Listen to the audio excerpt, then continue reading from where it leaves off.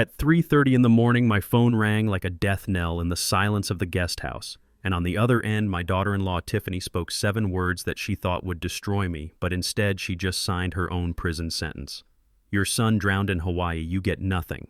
She thought she was talking to a grieving old man, a 72-year-old retired laborer she could easily manipulate. She forgot that before I was a grandfather, I was a union representative on the toughest docks in Detroit, and I know exactly what a lie smells like. She told me my son died drunk. She told me she burned his body immediately. She told me to pack my bags. I did not cry. I did not scream. I just smiled in the dark because Tiffany made 3 fatal mistakes in a 30-second phone call, and she had no idea that the war had just begun. Before I tell you how I took down a woman who thought she was smarter than the law, let me know where you are watching from in the comments below. Hit like and subscribe if you have ever had to stand silent while someone lied to your face knowing that the truth was your secret weapon.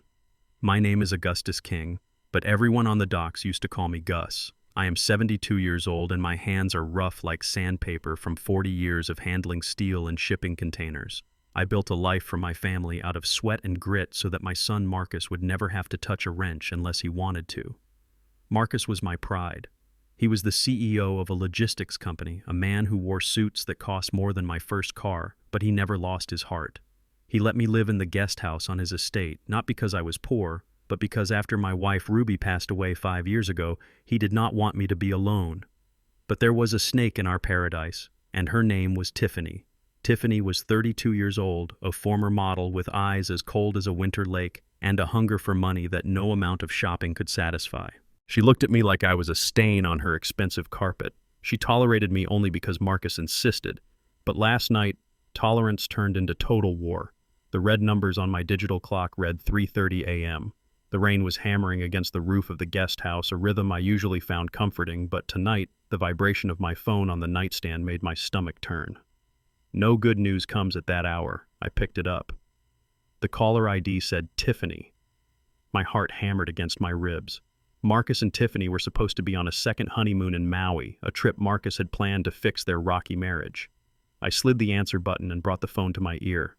Gus, are you there? Her voice was breathless. Not the breathlessness of panic or grief, but the rushed tempo of someone reciting a script they had memorized. Tiffany, what is wrong? I sat up in bed, switching on the lamp. The light was harsh against my old eyes. It is Marcus. There was a pause that felt theatrical. He is dead, Gus. He drowned last night. The world stopped spinning. For a second I felt the air leave my lungs. My boy, my only son, the baby I had held in my arms when he was small enough to fit in a shoebox. Dead. But then Tiffany kept talking, and the sorrow in my chest was instantly replaced by a cold, sharp suspicion. He was drinking Gus. She said quickly, her words tumbling over each other. He drank way too much whiskey at the hotel bar. He got belligerent. He wanted to go for a swim in the ocean at midnight. I tried to stop him, but you know how he gets when he drinks. He went out past the break and got a cramp. By the time the lifeguards got to him, it was too late. I sat there on the edge of my bed, my hand gripping the phone so tight the plastic creaked. I looked at the framed photo on my dresser.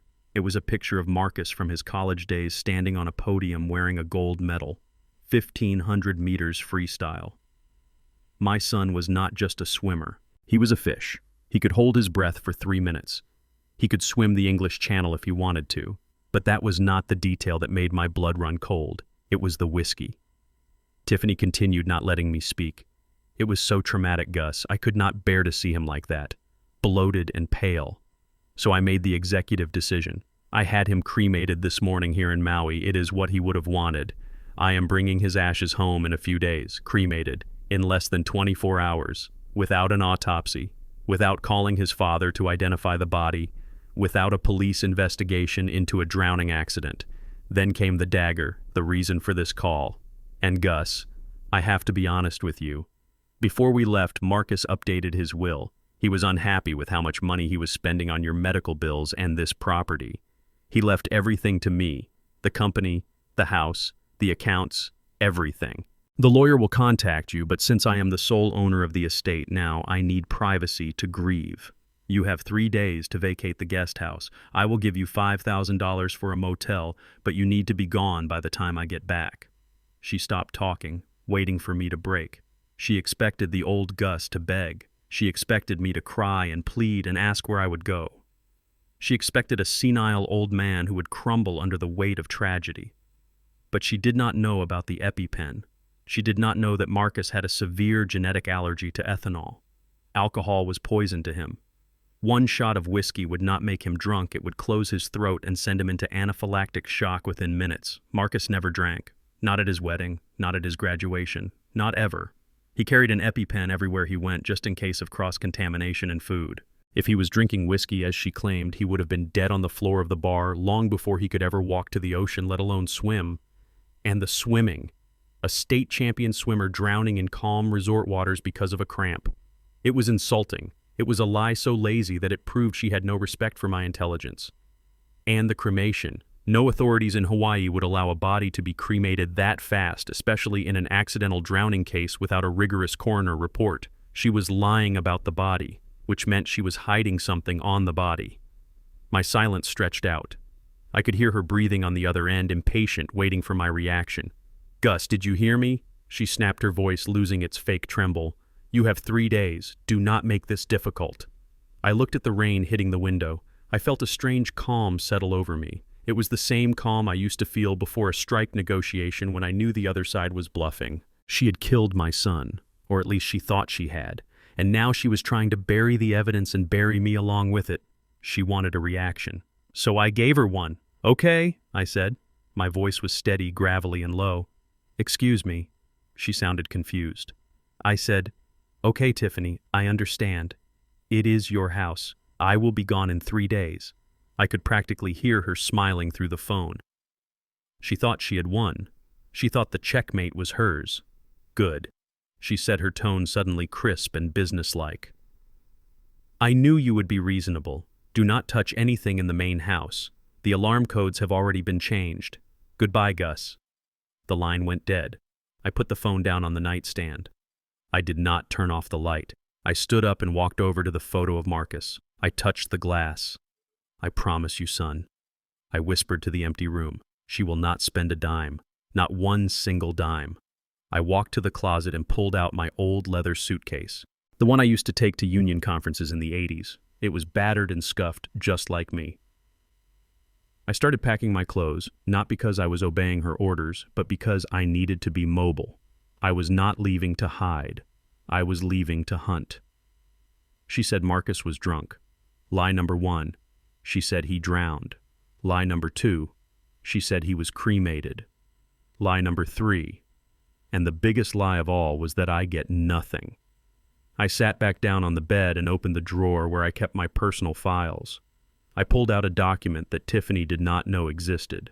It was the original incorporation papers for Red Rock Holdings, the shell company that owned 51% of Marcus's logistics firm. My name was right there at the bottom. Augustus King, chairman. Marcus was a good son. He knew his wife was greedy. He knew she had been spending too much. He had protected me, and in doing so, he had given me the sword I needed to cut her head off. But first, I needed proof. I needed to know what really happened in that hotel room in Maui.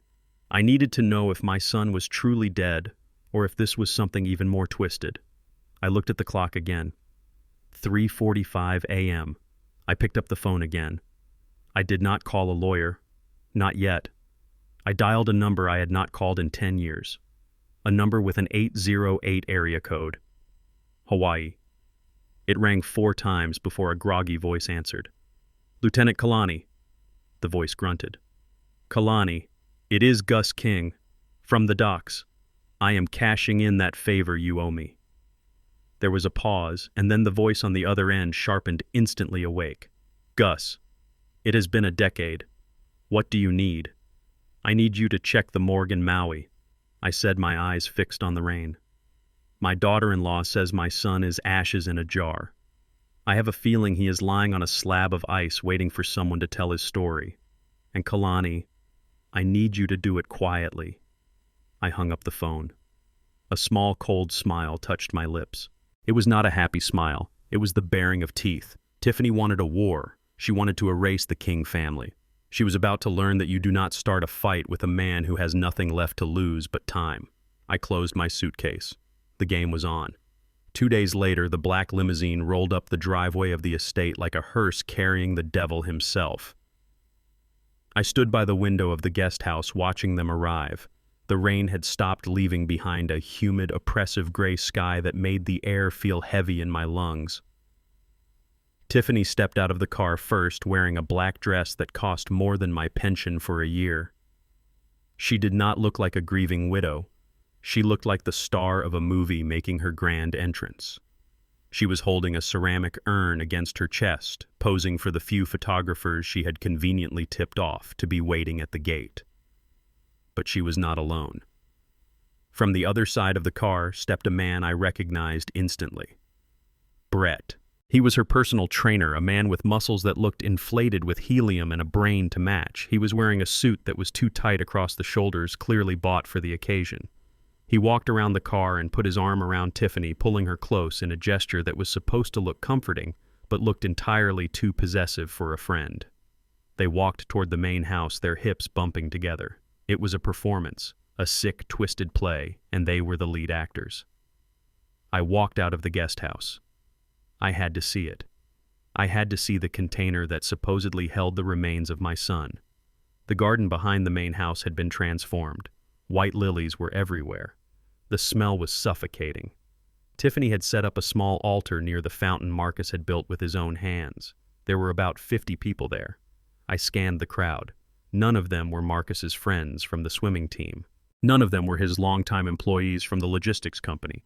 They were all Tiffany's crowd, models, socialites, people who drank champagne at funerals and gossiped about the inheritance before the body was even cold. I moved through the crowd like a ghost.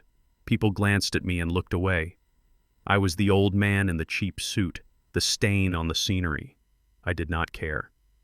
My eyes were locked on the urn sitting on the table draped in white silk.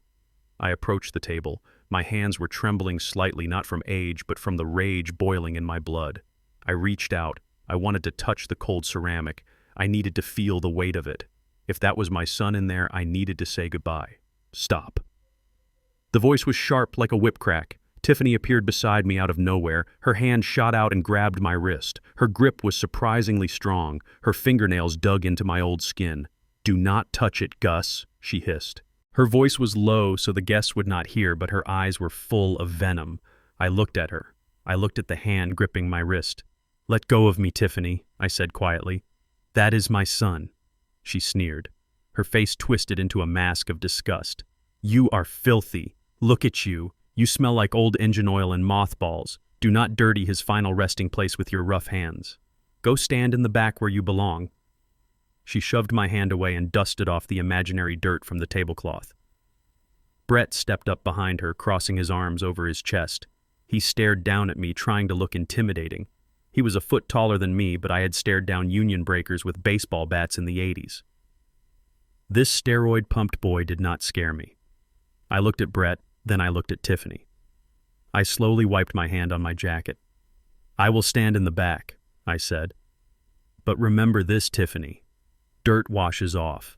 Sins do not." I turned and walked away. I retreated to the shadow of the large oak tree at the edge of the property. My heart was pounding, but my mind was clear. She would not let me touch the urn because she was afraid. She was afraid I would notice the weight. A human body reduces to about 5 pounds of ash. Whatever was in that jar was either too heavy or too light. She was hiding the evidence in plain sight. I pulled out my phone and turned my back to the ceremony. I dialed Kalani again. He picked up on the first ring. "Talk to me," I said. "Gus." I checked the logs. Kalani's voice was serious. There was no cremation at the main facility in Maui on Tuesday, or Wednesday. I called the 2 smaller private ones on the island. Nothing. No Marcus King. My grip on the phone tightened. "So the urn is a prop." "It looks that way, Gus," Kalani continued. "And there is something else. The Jane Doe body I told you about found near the rocks. The coroner just finished the preliminary scan. Male, 40s, African American, athletic build. No ID, but matches the description you gave me. But Gus, the face is in bad shape. The rocks and the fish did a lot of damage. You are going to have to fly out here. We need dental records or a DNA match to be 100% sure." I closed my eyes. The pain was a physical blow. Hearing it confirmed was different than suspecting it. My boy was lying on a cold metal table in a morgue while this woman was parading a jar of fireplace ash around his garden. "Keep him on ice, Kalani," I whispered. "Do not release any info to the press. As far as the world knows, he is in that jar. I need her to feel safe. I will hold it for 48 hours, Gus. That is the best I can do." I hung up. I turned back to the funeral just as the music stopped. Tiffany was tapping a microphone. The feedback squealed, making everyone wince. "Thank you all for coming," she said, her voice breaking perfectly on cue. She dabbed her eyes with a lace handkerchief that was completely dry. "Losing Marcus is the hardest thing I have ever had to endure. He was my soulmate, my rock." She looked over at Brett and gave him a sad little smile. Brett nodded solemnly. "But Marcus was also a visionary." She continued, her voice gaining strength. "He cared about the world. He cared about helping others. And in his final days, he made a decision that I intend to honor." I narrowed my eyes. Here it comes. The pivot. Marcus realized that his logistics company was taking too much time away from what really mattered. Family, love, charity. Tiffany took a deep breath. "So before he passed, he instructed me to sell King Logistics." A ripple of murmurs went through the crowd. King Logistics was one of the biggest freight movers in the state. It was worth millions. It employed hundreds of people. It was the empire I had built the foundation for, and Marcus had raised to the sky. "I am already in talks with a buyer," Tiffany announced, beaming through her fake tears. "And the proceeds of the sale will not go to waste. We are launching the Marcus King Foundation, a charity dedicated to ocean safety awareness." The irony made me want to vomit, and because I am so overwhelmed with grief. She reached out and took Brett's hand. "I have asked Marcus's dearest friend Brett to step in as the director of the foundation. He will manage the assets and ensure Marcus's legacy lives on." The crowd applauded. They clapped for the theft of a legacy. They clapped for the man who was sleeping with the widow. They clapped for the destruction of my son's life work. Brett stepped forward, puffing out his chest. He looked like a wolf who had just been handed the keys to the sheep pen. I watched them. The way Brett's thumb caressed the back of Tiffany's hand, the way they looked at each other with greedy triumph. They thought they had pulled off the perfect crime. Dispose of the husband, fake the cremation, sell the company, funnel the money into a foundation controlled by the lover. It was a classic play. Simple, brutal, effective. Except for one thing, they did not know that King Logistics was not an asset Marcus could just sell. They did not read the fine print of the corporate charter. They did not know about Red Rock Holdings. And they definitely did not know that the chairman of the board was standing 20 feet away, leaning against an oak tree, wearing a cheap suit and a very dangerous smile. I watched Tiffany hug a guest accepting condolences. She looked over the woman's shoulder and her eyes met mine. She smirked, a tiny, arrogant twitch of her lips. She thought I was defeated. She thought I was just witnessing her victory lap. "Enjoy it, Tiffany," I thought. "Enjoy the champagne. Enjoy the applause. Because you just admitted to fraud in front of 50 witnesses. You just announced you are selling something you do not own." I put my phone back in my pocket. I did not need to hear anymore. The funeral was fake. The ashes were fake. The tears were fake. But the war was real. I turned and walked back to the guest house. I had packing to do. And I had a plane to catch. But first I had one more stop to make. If they wanted to play dirty, I needed to make sure I had my own insurance. I walked into the garage attached to the guest house. My old toolbox was there. I opened the bottom drawer and lifted the false bottom. There, sitting in the dark, was a spare key to Marcus's private office in the main house. He gave it to me 5 years ago when he forgot his own. He never asked for it back. Tonight, while the widow and her lover celebrated their heist, I was going to pay a visit to the scene of the crime. Not Hawaii, but the office where the paperwork lived. The sun began to set, casting long shadows across the lawn. The laughter from the garden grew louder. They were toasting. "Let them drink," I muttered to myself. Tomorrow the hangover begins. The next morning arrived with a violent pounding on my door that shook the dust from the window frames. It was not the knock of a friend, and it was not the delivery of a package. It was the heavy, authoritative knock of the law. I was sitting at my small kitchen table drinking black coffee and looking at the rain-slicked driveway. I checked my watch. 8 in the morning. Tiffany had said I had 3 days. Apparently her patience had expired along with her morality. I opened the door. 2 uniformed officers stood there. One was older, looking bored and tired. The other was young Deputy Miller, a kid I had known since he was in Little League. He looked at his boots, unable to meet my eyes. The older officer stepped forward, holding a folded piece of paper. "Augustus King?" he asked, although he clearly knew who I was. I nodded. "That is me. I am serving you with an immediate eviction notice and a temporary restraining order." He shoved the paper toward my chest. "You are to vacate the premises immediately. Mrs. King has filed a complaint stating that you made verbal threats against her life and the safety of her guests during the funeral yesterday. She claims she fears for her safety." I took the paper. The paper felt heavy, not because of the ink, but because of the lie printed on it. Verbal threats. I had told her that dirt washes off, but sins do not. To a woman like Tiffany, the truth was indeed a threat, but not a legal one. Miller finally looked up. His face was red. "I am sorry, Mr. King. We just have to follow the order. She called the station 5 times this morning, screaming that you had a gun."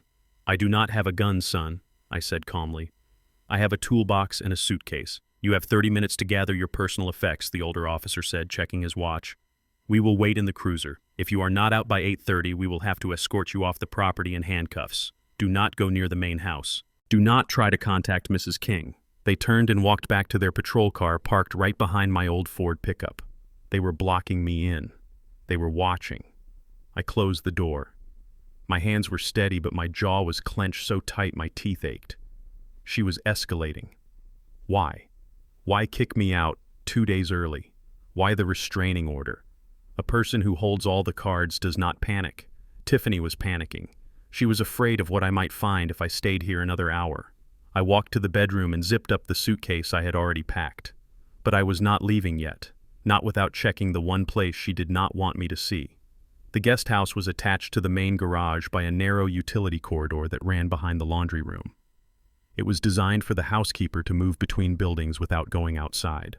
I knew Tiffany had changed the alarm codes on the front and back doors. But Marcus had built this house, and he had told me once that the utility corridor was on a separate hardwired loop that often malfunctioned.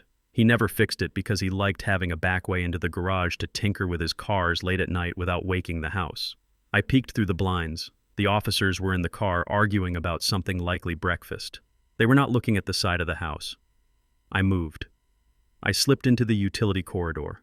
It was dark and smelled of dryer sheets and old dust. I reached the door that led into the main house's mudroom. I turned the handle. It was locked.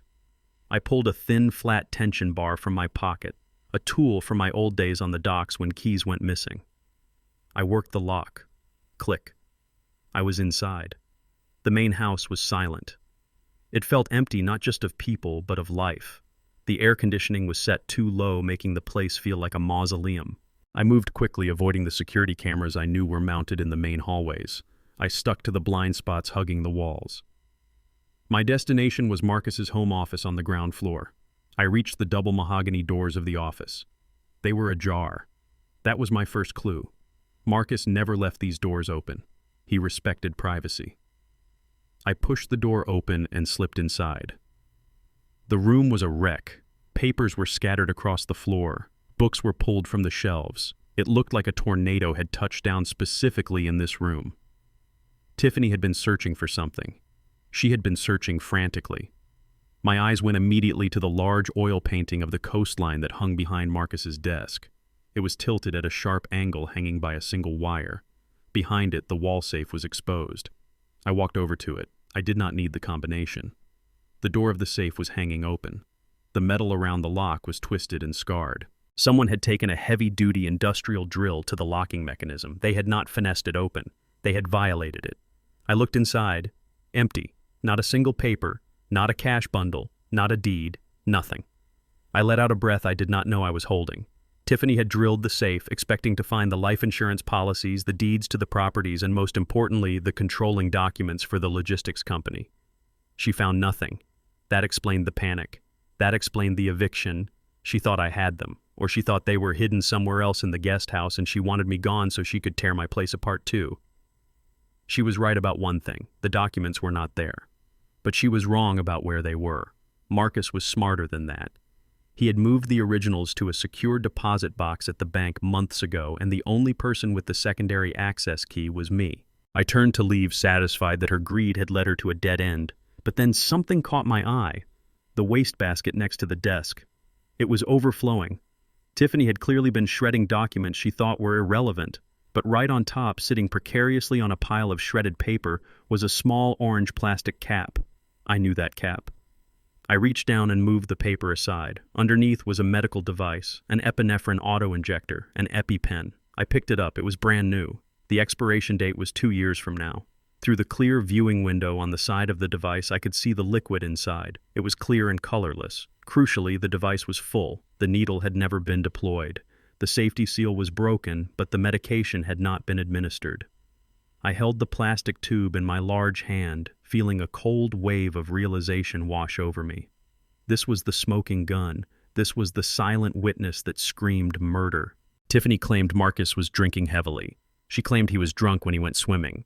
Marcus had a severe life-threatening allergy to alcohol. It was not just an intolerance, it was anaphylaxis. His throat would close up within minutes of ingesting ethanol. If Marcus had voluntarily taken a drink of whiskey, he would have had this EpiPen in his hand. He would have been prepped to save his own life the moment he felt the reaction starting. Or, if he was drunk, as she claimed, he would have used it. But here it was, in the trash, in his office in California. He did not take it to Hawaii. Marcus never traveled without his medical kit. Never. The fact that his primary EpiPen was here in the trash meant one of two things. Either he forgot it, which was impossible for a man as meticulous as him, or he never intended to drink and therefore did not think he needed it for a casual trip. But there was a darker implication. If he drank whiskey in Hawaii without this pen, he would have died of anaphylactic shock in his hotel room long before he reached the water. His throat would have swollen shut. He would have suffocated on the carpet. But she said he drowned. If he drowned, he did not die from the allergy. If he did not die from the allergy, he did not drink the whiskey. And if he did not drink the whiskey, Tiffany was lying about the entire timeline of his death. She had planted the story of the drunken swim to cover up the real cause of death. She threw this EpiPen away because she thought it was just trash. She did not realize it was proof. It was proof that Marcus did not kill himself with alcohol. Someone else had killed him. I wrapped the EpiPen in a handkerchief and put it in my inside pocket next to my heart. This was it. This was the physical evidence I needed to show the coroner in Hawaii. I heard a car door slam outside. The cruiser. They were coming to check on me. I slipped out of the office and back into the utility corridor. I moved faster now, energized by the discovery. I made it back to the guest house just as Deputy Miller knocked on the door again. "Mr. King, time is up," Miller called out. I opened the door. I had my suitcase in one hand and my hat in the other. I looked calm. I looked resigned. "I am ready, Deputy," I said. Miller looked relieved. He nodded toward the gate. "We will follow you to the city limits, Mr. King, just to make sure there is no trouble." "There will be no trouble," I said, climbing into my truck.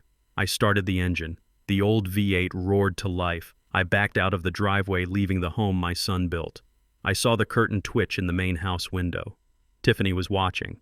She was checking to make sure the rat was gone so she could scurry back to her cheese. She had no idea that the rat had just stolen the trap. I drove down the long, winding road, the police cruiser trailing me like a shadow. I did not turn toward the cheap motel Tiffany had suggested. I turned toward the airport. I had a plane to catch, and I had a little plastic tube that was going to bring the whole house of cards crashing down. As I merged onto the highway, I touched the pocket where the EpiPen lay. "Hang on, son," I whispered. "Daddy is coming, and I am bringing the storm with me." The motel was called the Blue Horizon, but the only blue thing about it was the mold in the bathroom grout and the flickering neon sign outside my window that buzzed like an angry hornet every 3 seconds. It was located on the edge of town near the airport, the kind of place where people went when they wanted to disappear or when they had nowhere left to fall. I paid for a week in cash. The clerk, a kid with piercings and tired eyes, did not even ask for my ID. He just slid a key across the scratched counter and went back to his magazine. Room 104. I walked into the room. It smelled of stale cigarette smoke and industrial cleaner, the scent of transient lives and bad decisions. I put my suitcase on the bed. The mattress sagged in the middle. It was a far cry from the guest house with its Egyptian cotton sheets in view of the manicured gardens. But strangely, I felt more at home here. This room reminded me of my early days in Detroit when I was organizing the union and sleeping in safe houses to avoid the company enforcers. I was not a guest here. I was an operative, and this was my command center. I did not unpack my clothes. Instead, I unpacked the war. I took the small round table from the corner and dragged it to the center of the room under the single dim light bulb. I took out a notepad and a pen. I took out the EpiPen wrapped in the handkerchief and placed it in the center of the table like a holy relic. Then I taped the eviction notice to the wall. Next to it, I taped the picture of Marcus winning his gold medal. I sat down in the rickety chair and stared at the wall. My mind was a storm, but my body was still. I needed to construct the timeline. I needed to find the cracks in her story before I could swing the hammer. Tuesday night, Marcus allegedly dies. Wednesday morning, Tiffany allegedly has him cremated. Wednesday night, she calls me. Friday, she holds the funeral. It was too fast. Bureaucracy does not move that fast, especially not when a healthy 40-year-old man dies violently in a foreign state. Autopsies take days. Toxicology reports take weeks. Releasing a body for cremation requires permits and signatures from coroners who are usually overworked and underpaid. Unless she bribed everyone on the island of Maui, which was impossible, or she was lying about the entire process. I sat there for hours as the sun went down and the neon light started painting blue stripes across my face. I watched the phone. I willed it to ring. I had sent Kalani on a mission, and the silence was eating me alive. Every minute I sat in this motel room was a minute Tiffany was solidifying her grip on my son's legacy. I could imagine her right now in the main house, probably drinking Marcus's vintage wine and laughing with that muscle-bound boyfriend of hers, thinking the old man was rotting away in some shelter. At 9 p.m., the phone finally rang. I picked it up before the second ring. Kalani.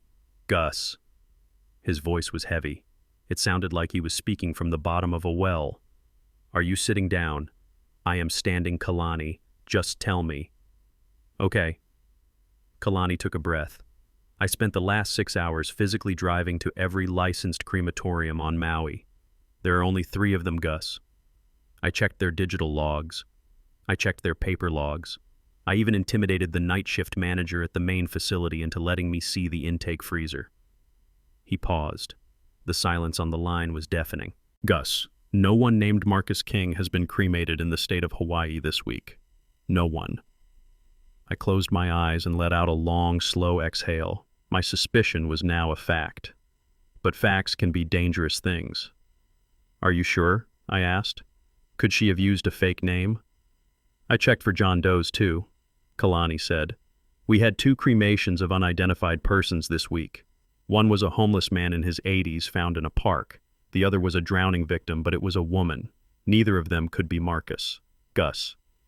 I am telling you, there is no pile of ash that belongs to your son. I looked at the wall at the picture of the urn Tiffany had been clutching like a prize. If Marcus was not cremated, then what was in that jar? Wood ash from the fireplace, sand from the beach. Maybe she stopped at a pet cemetery. The realization hit me with the force of a physical blow, the disrespect, the absolute cold-blooded theater of it all. She had stood in front of 50 people and cried over a jar of dirt while my son was still out there somewhere alone. Where is he, Kalani? I asked, my voice cracking for the first time. If he is not in the jar, where is my boy? That brings me to the second part.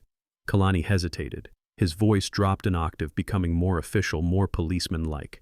We found a body, Gus, or rather the Coast Guard did, yesterday morning, washed up on the rocks at Black Rock Point. It is a dangerous spot known for strong currents. I gripped the phone tight. Describe him. Male, African-American, approximately 6 feet 2 inches, athletic build. Kalani was reading from a report now. He was wearing swimming trunks. No jewelry, no wallet, no identification. It matched. It matched perfectly. But Gus, Kalani continued, and I could hear the pain in his voice. You need to prepare yourself. The body was in the water for at least 12 hours. The rocks, the marine life, the face is not recognizable. We cannot do a visual ID. We need dental records or DNA to be 100% sure. My stomach turned. My beautiful boy. The boy with the smile that could light up a room. Battered by the ocean. alone on a slab of cold steel while his wife played the grieving widow halfway across the ocean. "Is he at the county morgue?" I asked. "Yes. He is listed as John Doe number 47. They were getting ready to put him in long-term cold storage until someone claimed him. Gus, if this is him—" "It is him." I cut him off. "I know it is him." "Then you need to get here," Kalani said. "I can stall the coroner for a day, maybe 2. I can tell them I have a lead on the ID, but you need to come and sign the papers. You need to bring his dental records if you have them. And Gus, if you come, bring that EpiPen you talked about. If we are going to prove this was not an accident, we need to build a chain of evidence that is ironclad. I will be there tomorrow," I said. "One more thing, Gus." Kalani lowered his voice. "If Tiffany claims she cremated him and has the ashes, that means she knowingly filed a false death report. Or worse, she did not file one at all. She is just telling people he is dead to move things along. Without a death certificate, she cannot legally claim the life insurance or the estate transfer. She knows that," I said, looking at the eviction notice. "That is why she is moving so fast. She is trying to grab the cash and the portable assets before the banks ask for the certificate. She is trying to sell the company quickly, probably for cash under the table or a quick buyout. She needs everyone to believe he is gone so no one asks questions while she loots the vault." "Exactly," Kalani said. "She is banking on the fact that no one will check. She thinks the urn is enough to satisfy the social narrative while she fakes the legal narrative. It is a high-wire act, Gus. One slip and she falls." "She just slipped," I said. "She slipped when she called me." I hung up the phone. The room felt smaller now, but charged with energy. I looked at the urn in my mind. It was the ultimate prop. A lie made of ceramic. She was carrying it around like a shield, but it was actually a target. If the world found out that the urn was fake, her credibility would vanish instantly, but I could not just scream it from the rooftops. I needed proof. I needed to stand next to the real body of my son and prove that the thing in her hands was a fraud. I grabbed my suitcase. I threw the few clothes I had unpacked back inside. I did not fold them. I did not care about wrinkles. I put the EpiPen in my jacket pocket, zipped tight. I took the picture of Marcus off the wall and placed it gently in my wallet. I walked out of the room and went to the front desk. The kid with the piercings looked up surprised to see me. "Checking out already?" he asked. "You paid for the week. No refunds." "Keep the money," I said. "Consider it a donation to your education." I walked out into the humid night air. The rain had started again. I got into my truck and turned the key. The engine rumbled, a sound that usually calmed me, but tonight it sounded like a growl. I drove to the airport. I bought a ticket on the red-eye to Honolulu with a connection to Maui. I paid with my credit card, knowing that Tiffany might see the charge eventually. Let her see it. Let her wonder why the old man is flying to Hawaii. By the time she figures it out, it will be too late. I sat at the gate watching the planes take off and land. I watched the families hugging the businessmen, rushing the tourists, laughing. They were all living in a world where things made sense. I was living in a nightmare. But as I looked at the dark runway, I realized something. Tiffany had made a critical tactical error. She assumed that by presenting the ashes, the story was over. She assumed that ashes meant closure. She did not understand that for a father there is no closure until there is truth. She had given me a fake ending. Now I was going to write the real one. I boarded the plane and took a window seat. As we lifted off, the lights of the city faded into the darkness below. Somewhere down there in that sprawling grid of lights was my son's house and the woman who killed him. "Sleep tight, Tiffany," I whispered against the cold glass, "because when I come back, I am bringing the ghost of Marcus King with me, and he is going to be very loud." The flight to Maui was 6 hours of darkness, interrupted only by the rhythmic humming of the jet engines and the occasional ding of a seatbelt sign. While the other passengers around me slept with neck pillows and dreams of Mai Tais and sandy beaches, I stared out into the black void at 30,000 feet. I felt like a man traveling in a time machine, not to the future, but to a moment of absolute destruction. I was the only person on that plane wearing a heavy suit and carrying the weight of a murdered son in his chest. I did not eat the peanuts. I did not watch the movie. I just replayed the phone call from Tiffany over and over again in my head, dissecting every tone, every pause, every lie. When the wheels touched down on the runway, the humidity hit me the moment I stepped onto the jet bridge. It was the smell of flowers and jet fuel, a sickeningly sweet combination that I would forever associate with death. I did not go to the baggage claim. I had my carry-on and my grief. I walked straight to the pickup curb where a black, unmarked SUV was waiting. Leaning against the hood was Kalani. He looked older than the last time I saw him, his hair completely gray now, but he still had the build of a linebacker and eyes that missed nothing. We did not hug. Men like us do not hug when there is work to be done. He just gripped my hand, a handshake that felt like iron striking iron, and opened the passenger door. "Good to see you, Gus," he said. "I wish it was for a fishing trip." "Me too, Kalani," I said, climbing in. "Take me to him." The drive to the county morgue took us away from the resort strip, away from the paradise the tourists paid thousands of dollars to see. We drove into the industrial heart of the island where the buildings were concrete and the fences were chain link. The silence in the car was heavy. Kalani knew better than to offer platitudes. He knew I was in combat mode. We pulled up to a low gray building tucked behind the hospital. The sign said Department of the Medical Examiner. Inside, the air was freezing cold, a sharp contrast to the tropical heat outside. It smelled of antiseptic and floor wax, the smell of places where people stop being people and start being evidence.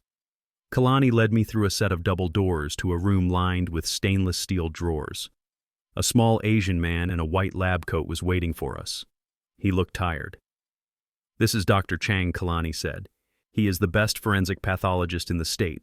He came in on his day off for this, Doctor." Chang extended a gloved hand. "Mr. King, I am very sorry for your loss. I need to warn you before we proceed. The ocean is unforgiving. The condition of the body is consistent with impact against volcanic rock." "I understand, Doctor," I said. "Just show me." Chang nodded and walked to drawer number 47. He unlatched it with a metallic click that echoed in the silent room. He slid the tray out. A white sheet covered the form beneath. My knees felt weak for the first time in 20 years. That was my boy under there. That was the child I taught to ride a bike. That was the man who built an empire. And now he was just a shape under a sheet in a cold room 4,000 miles from home. Chang pulled the sheet back slowly, revealing only the upper torso and the right arm. I stopped breathing. The damage was severe, just as they had warned. The skin was discolored, bruised, and battered. But I did not need to see the face. I looked at the right shoulder. There, just below the collarbone, was a small jagged scar shaped like a crescent moon. It was from a bicycle accident when Marcus was 10 years old. He had fallen into a fence, and I had stitched the wound myself because we could not afford the emergency room copay back then. I reached out and touched the scar with my thumb. The skin was ice cold. "It is him," I whispered. "That is Marcus." I nodded to Dr. Chang, and he covered the body again. I turned away, feeling a tear, hot and angry, slide down my cheek. I wiped it away instantly. "Okay," I said, my voice sounding like gravel grinding together. "You have the ID. Now tell me how he died. And do not tell me he drowned." Dr. Chang looked at Kalani, then back at me. He walked over to a computer monitor on the wall and pulled up a series of X-rays and toxicology charts. "You are right, Mr. King," he said. "He did not drown, or at least not in the way the story suggests." Chang pointed to the image of the lungs. "In a typical drowning case, especially in rough ocean waters, we expect to see the lungs heavy with water foam in the airways and signs of violent struggle as the victim gasps for air. Marcus's lungs were surprisingly dry. There was some fluid, but not enough to cause death by itself. This suggests that when he went into the water, he was likely already unconscious, or his breathing was so shallow that he did not inhale deeply." He tapped a key and a bar graph appeared on the screen. The bars were red and spiked high. "This is the toxicology screen," Chang said. "We ran a full panel. There was 0 alcohol in his system, not a drop. Which confirms what you told Kalani about his allergy. If he had drunk whiskey, he would have had a massive histamine reaction.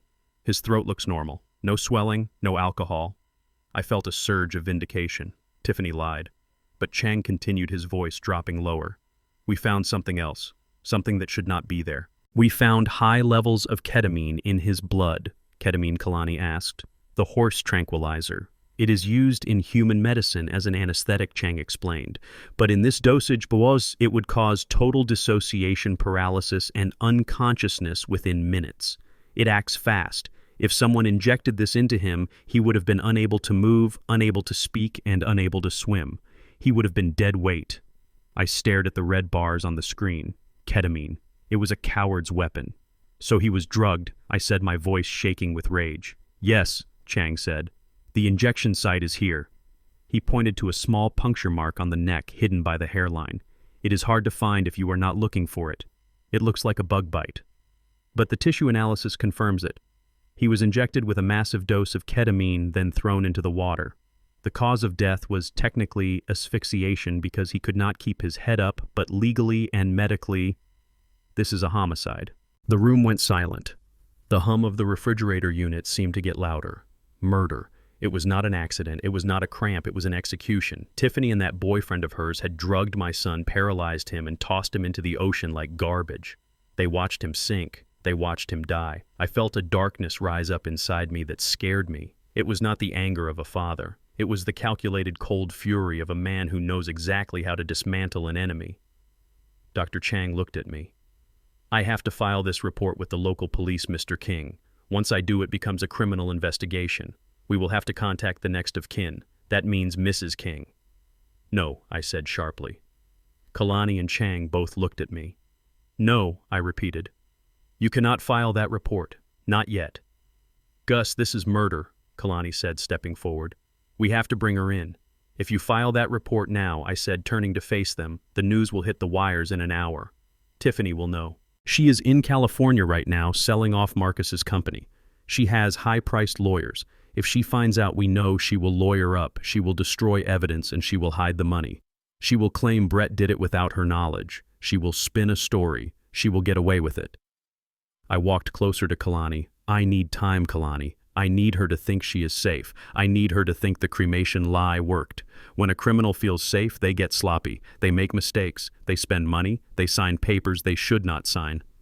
What are you asking me to do? Kalani asked, crossing his huge arms. I am asking you to delay the official filing, I said. Keep him as a John Doe for 48 more hours. Let Dr. Chang run more tests.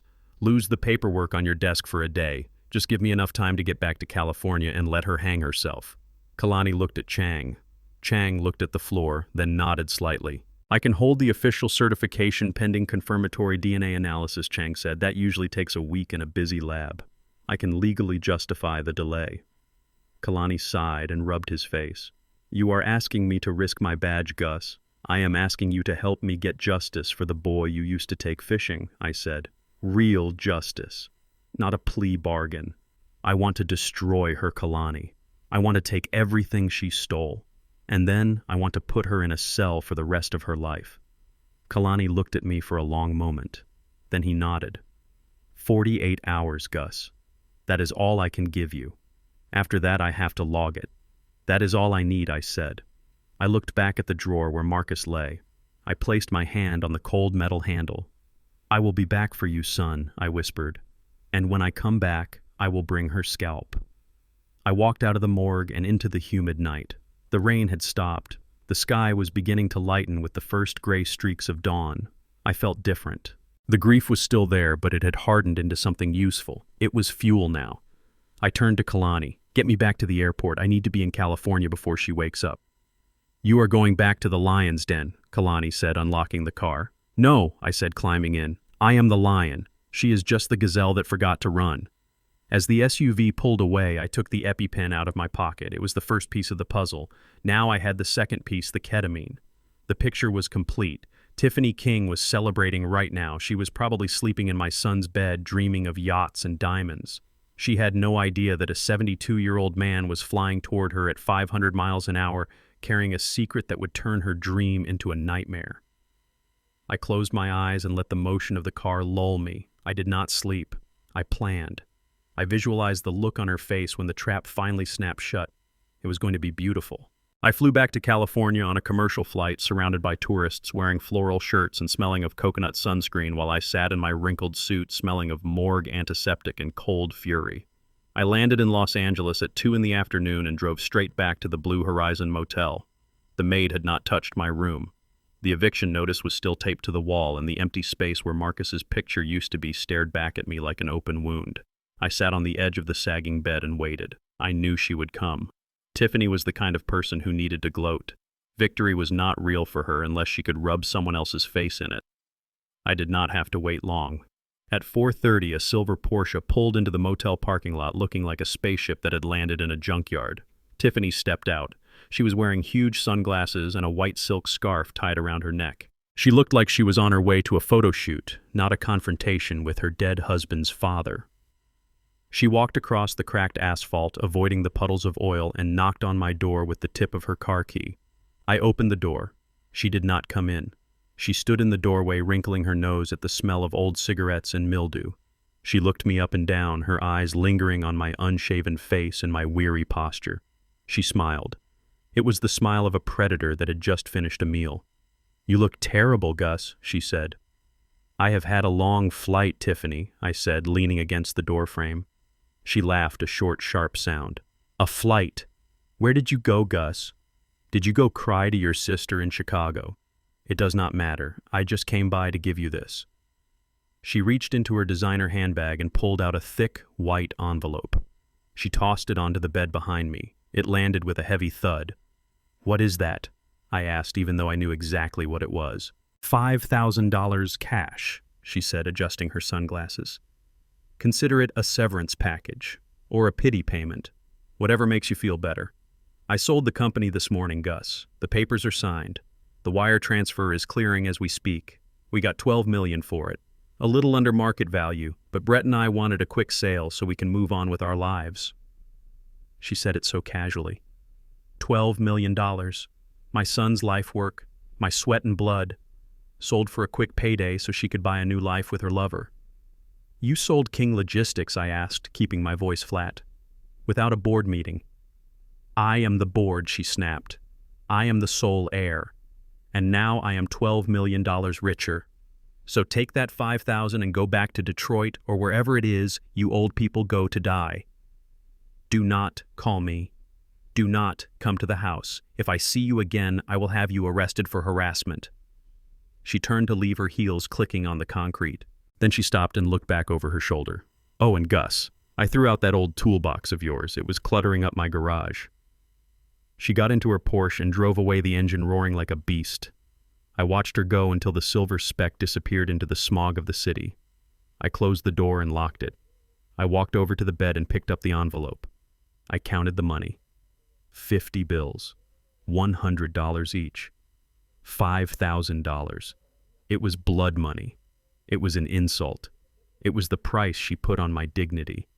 But as I held the cash in my hand, I started to laugh. It started as a low rumble in my chest and grew into a loud barking laugh that made my ribs ache.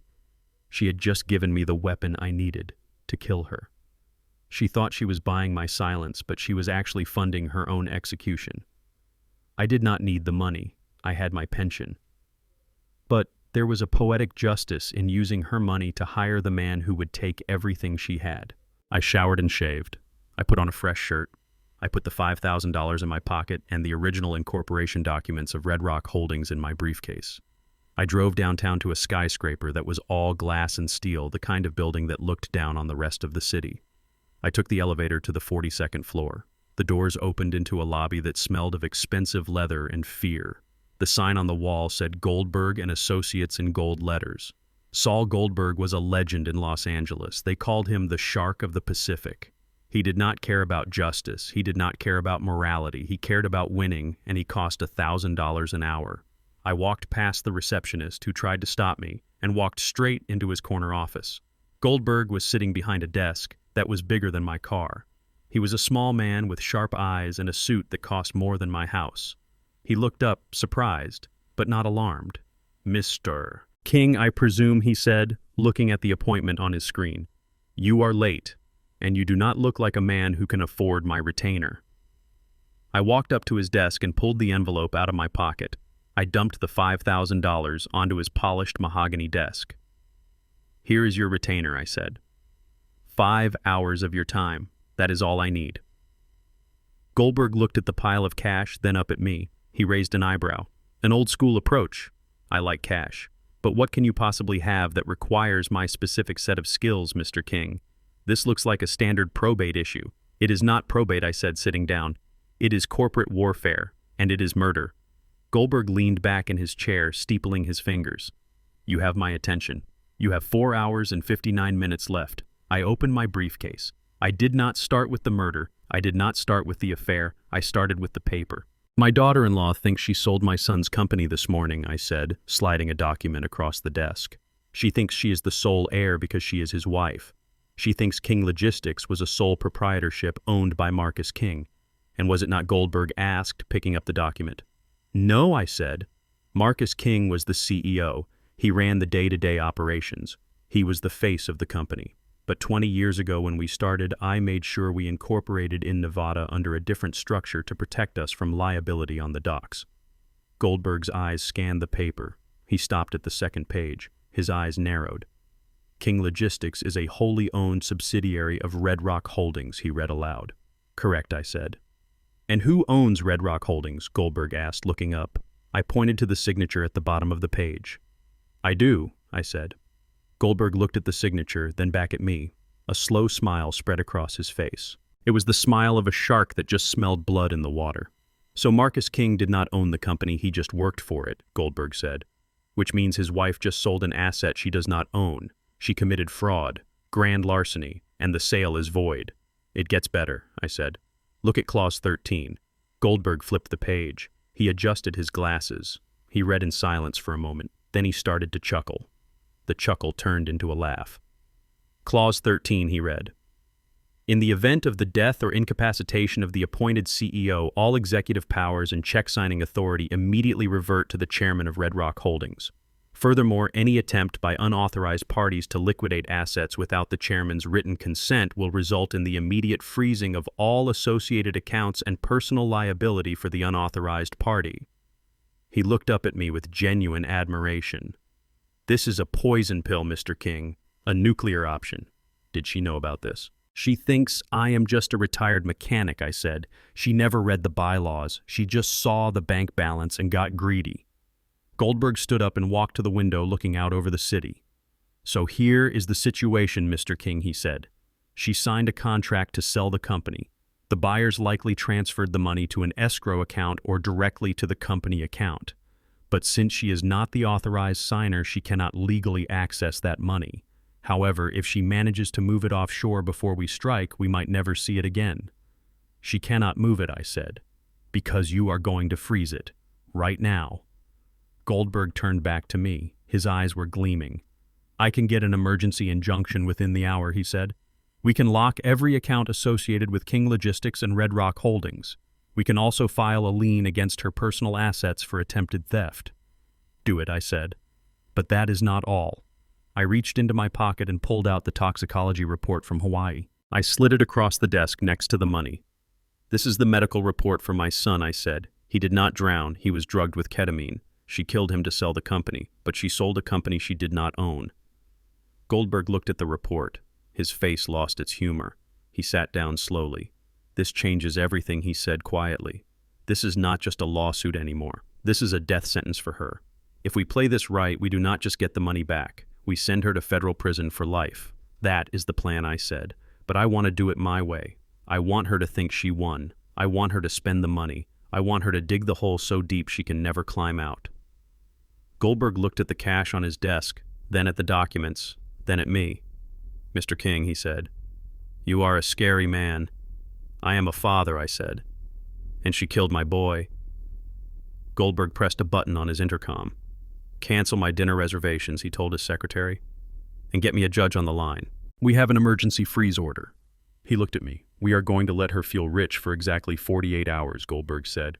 Let her write checks, let her buy cars, let her incriminate herself with every dollar she spends, and then on Monday morning when she walks into the bank to transfer the millions, the account will be reading 0, I finished.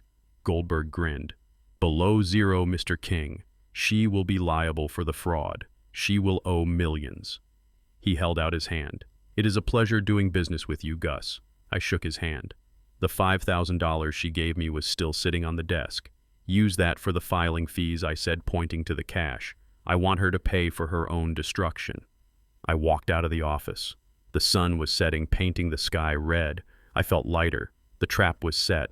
The legal bear trap was armed and hidden in the tall grass. Tiffany was walking right toward it, blind and drunk on greed. I got back into my truck and drove to a small diner near the motel. I ordered a burger and a coffee. I ate slowly. My phone buzzed. It was a notification from a real estate app I still had installed from when Marcus was house hunting years ago. New listing 1240 Oak Ridge Drive. Pending sale. It was my house, the main estate. She had listed the house too. She was selling everything. She was liquidating the entire King legacy. I took a sip of coffee. Go ahead, Tiffany. Sell the house. Sell the cars. Sell the furniture. You are just polishing the brass on the Titanic. I finished my meal and went back to the motel. I lay on the bed and stared at the ceiling. I could hear the sirens in the distance. They sounded like music. The wait was almost over. Tomorrow was Sunday. Monday was the day the world would end for Tiffany King, and I would be there in the front row watching the fire. Monday morning arrived with the kind of aggressive California sunshine that makes everything look sharper and more expensive. I sat in my rental car across the street from the Porsche dealership, sipping a coffee that had gone cold an hour ago. I was not there to buy a car. I was there to watch a masterclass in stupidity. Tiffany and Brett arrived at 10 a.m. sharp. They did not come in the silver Porsche she drove yesterday. They arrived in a ride-share service which told me they had already traded in the old car or crashed it. They walked into the dealership like they owned the pavement. Tiffany was wearing a white dress that looked like it belonged on a yacht in Monaco, and Brett was wearing sunglasses that cost more than my first house. I watched through the glass showroom walls. It was like watching a silent movie of greed. Tiffany pointed at a neon green convertible. She did not look under the hood. She did not ask about the mileage. She just pointed. I saw the salesman's eyes light up. He looked like a shark that had just spotted a seal falling off a boat. They spent an hour inside. When they came out, the neon green car was rolling out of the bay. They high-fived. Actually high-fived. My son was dead less than a week, his body lying on a slab of cold steel in Hawaii, and his wife was high-fiving her lover over a car that looked like a radioactive lime. I picked up my phone and called Goldberg. They just bought the car, I said. Good, Goldberg said. His voice was crisp. That means they used the credit line connected to the logistics company. We traced a $50,000 down payment clearing 10 minutes ago. She is digging the hole deeper, Gus. Every dollar she spends is another count of embezzlement. Let her enjoy the ride, I said, starting my engine. She is on her way to the bank now to close the sale of the company. I will meet you there. I pulled out into traffic, keeping a safe distance behind the green convertible. They were driving fast, weaving in and out of traffic. Brett was driving. His arm was hanging out the window. They looked invincible. They looked like the kings of the world. We arrived at the downtown branch of the First National Bank at 11. This was the big meeting. The buyers of King Logistics were waiting. The lawyers were waiting. The $12 million was sitting in digital limbo waiting for a signature. I parked in the garage and took the elevator up. Goldberg met me in the lobby. He looked calm. He was holding a leather folder. Are you ready to watch the fireworks, Mr. King? He asked. I have been ready for 5 years, I said. We did not go into the conference room. Not yet. The conference room had glass walls. It was designed to look transparent and modern. It was perfect for us. We stood in the waiting area pretending to look at brochures, but our eyes were fixed on the scene inside. Tiffany sat at the head of the table. She looked powerful. She had a stack of documents in front of her. Across from her were 3 men in gray suits, the buyers. They looked impatient. They wanted the deal done. I watched Tiffany pick up a gold pen. She laughed at something one of the lawyers said. She threw her head back, exposing her long neck. It was a performance. She was playing the role of the grieving widow forced to sell her husband's legacy to save herself. She signed the first document, then the second. Then she pushed the stack across the table. The lead buyer nodded and tapped something on his laptop. That was the signal to release the funds. Tiffany leaned back in her chair and crossed her arms. She looked at Brett, who was sitting in the corner playing on his phone. She smiled. She was thinking about the $12 million. She was thinking about the villa she had put a deposit on.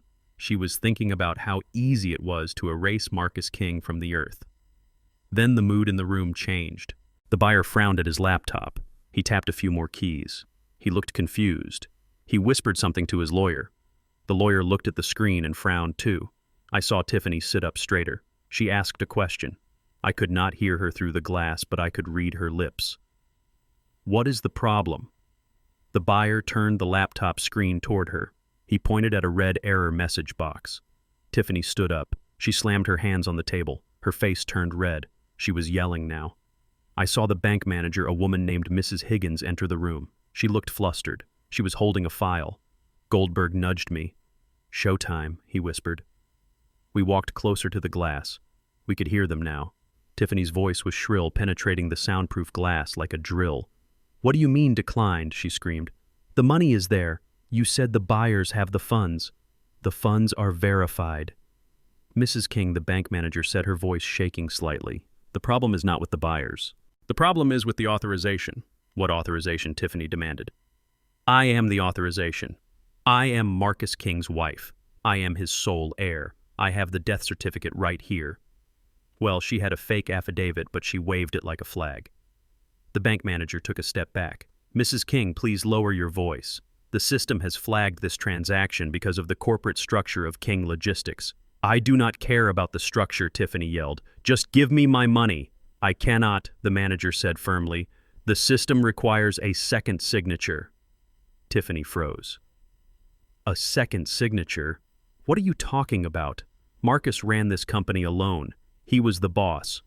Marcus King was the chief executive officer, the manager explained, looking at the file in her hands. "But King Logistics is a subsidiary. According to the bank charter filed 20 years ago, any liquidation of assets over $10,000 requires the wet ink signature of the chairman of the board." Tiffany looked like she had been slapped. "Chairman. There is no chairman. Marcus was the chairman." "No, ma'am," the manager said. "Marcus King was the CEO.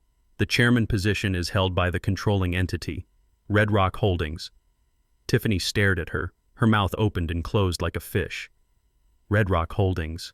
I have never heard of them." "Who are they?" "They are the majority shareholder," the manager said. "And without the signature of their representative, this sale is void. The assets are frozen." Tiffany looked around the room. The buyers were packing up their laptops. They looked disgusted. They did not want to be involved in a messy probate fight. "Wait," Tiffany pleaded, grabbing the buyer's arm. "Do not leave. It is just a clerical error. I will fix it. I will sign whatever you want." "Get your hands off me," the buyer said, shaking her off.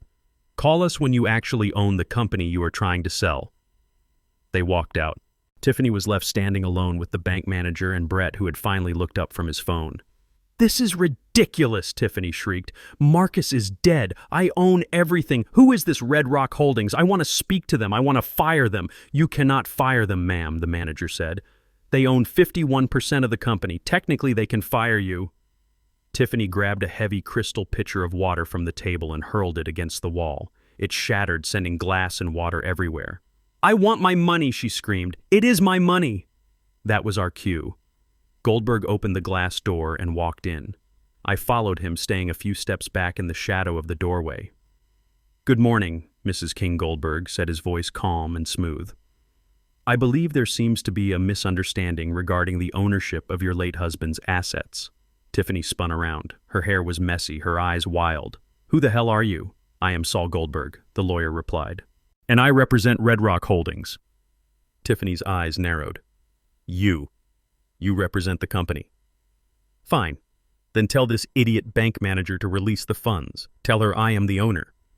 "I am afraid I cannot do that," Goldberg said, smiling. "My client has given me strict instructions to halt this sale." "Your client," Tiffany spat.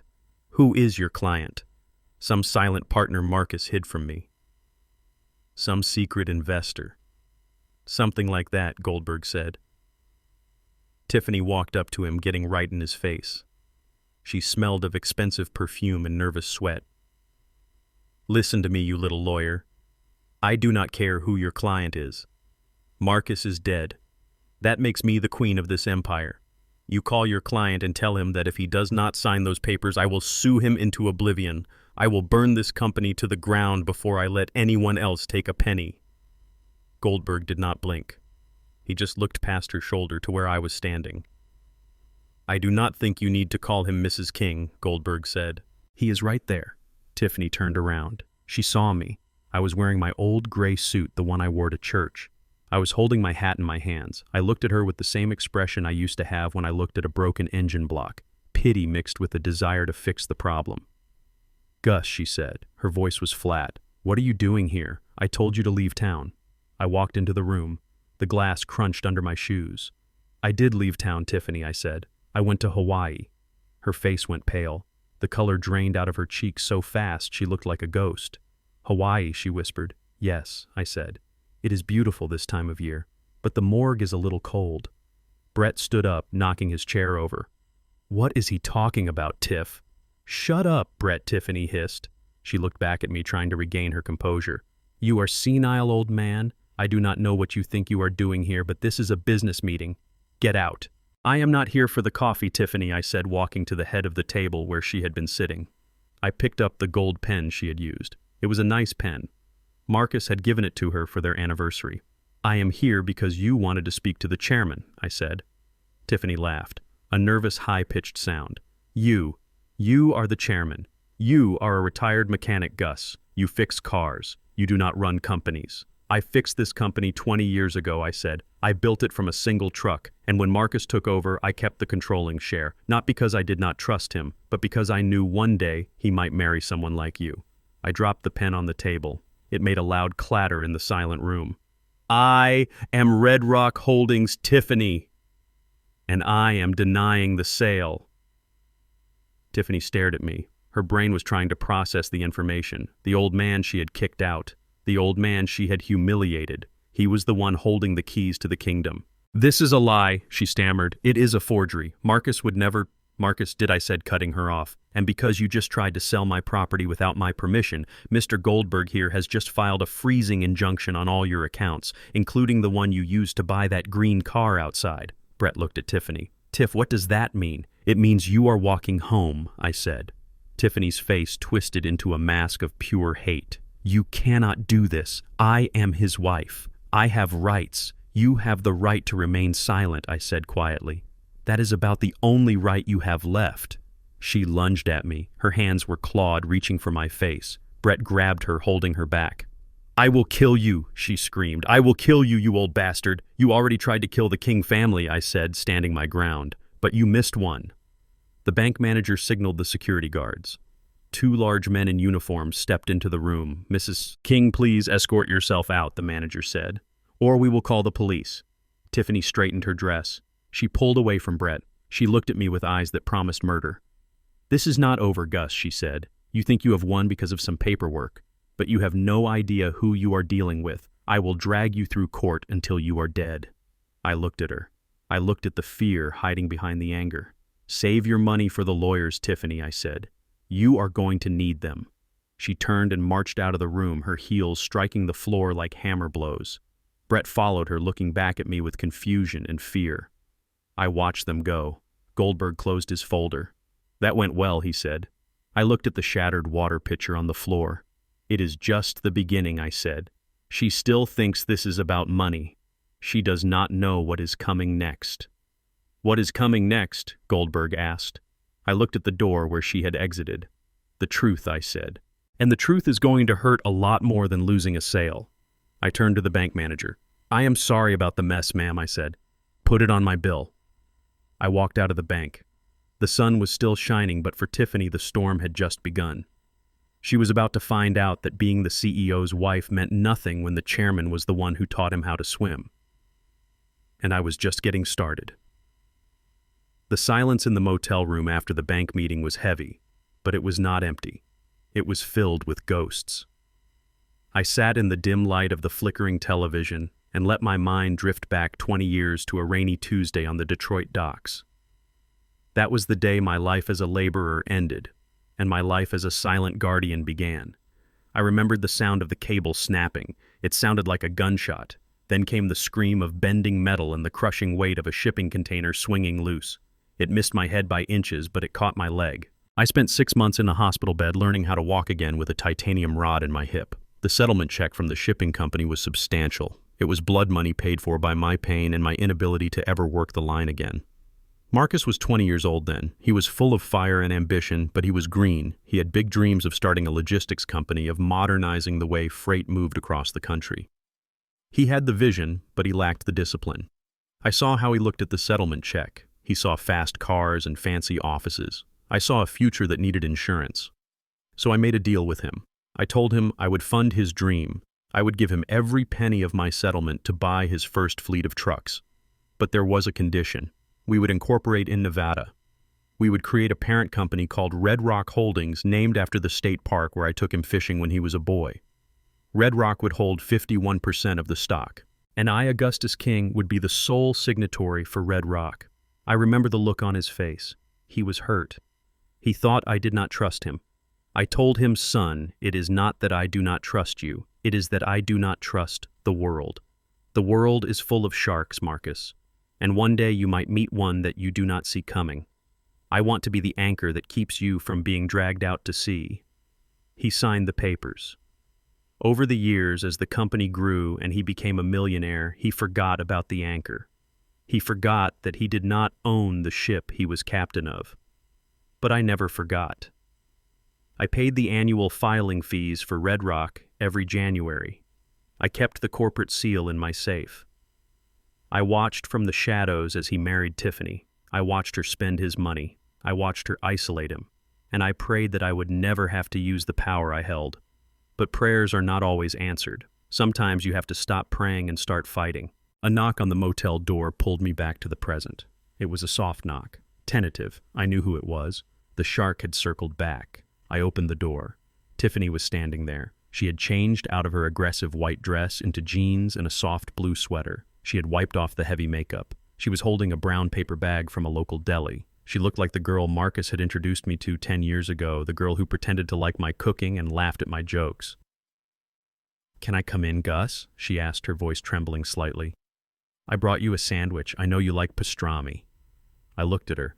I looked at the performance. It was impressive. If I did not know she had injected my son with horse tranquilizers, I might have believed she was just a grieving widow who had lost her temper. I stepped back and let her in. Not because I wanted the sandwich, but because I wanted to hear the offer. She walked in and placed the bag on the wobbly table. She looked around the room with exaggerated sadness. "Oh, Gus," she sighed. "You should not be staying in a place like this. It breaks my heart." "You broke your own heart, Tiffany," I said, remaining standing. "Stop the act. What do you want?" She turned to me, her eyes filling with tears. "Gus, I am sorry about what happened at the bank. I was just so stressed. Losing Marcus. It has destroyed me. I am not thinking clearly. When that lawyer said you owned the company, I felt betrayed. I felt like Marcus had lied to me our whole marriage. He did not lie, I said. He protected the company." Tiffany nodded, wiping a tear. "I understand that now. I do. And I want to make things right. I want us to be a family again, Gus. You are the only link I have left to him." I said nothing. I just watched her. She took a step closer. "Look, Gus, the buyers are still interested. They called me. They are willing to wait 48 hours. If we sign the papers together, if Red Rock Holdings approves the sale, we can split the money." There it was. The pivot. $12 million, Gus, she whispered. "That is $6 million for you. You could move to Florida. You could buy a condo on the beach. You could have nurses to take care of you. You would never have to worry about anything again. Is that not what Marcus would have wanted? For his father to be taken care of?" I looked at her face. It was a mask of concern, but behind the eyes I saw the calculation. She needed my signature. She needed it desperate enough to offer me half. "You want me to sign?" I asked. "Yes," she said eagerly. "Just sign the approval. We take the cash. We walk away. We can put this whole ugly mess behind us." I walked over to the table and picked up the sandwich bag. I dropped it into the trash can. "I do not want $6 million, Tiffany," I said. She blinked. "What? What do you mean? It is $6 million. You are 72 years old. What else could you possibly want? I want to know why there was an EpiPen in the trash can," I said. The room went deadly silent.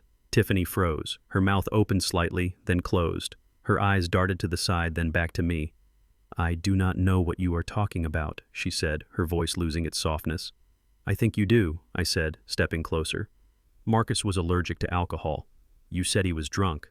If he was drunk, he would have used the pen, or he would be dead from shock. But he did not use it. It was full, and he did not die from shock." Tiffany took a step back. "You are confusing things, Gus. You are old. Your memory is going."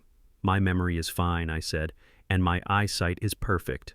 I see a woman who is terrified. I see a woman who tried to sell a company she did not own to run away with a boyfriend she should not have."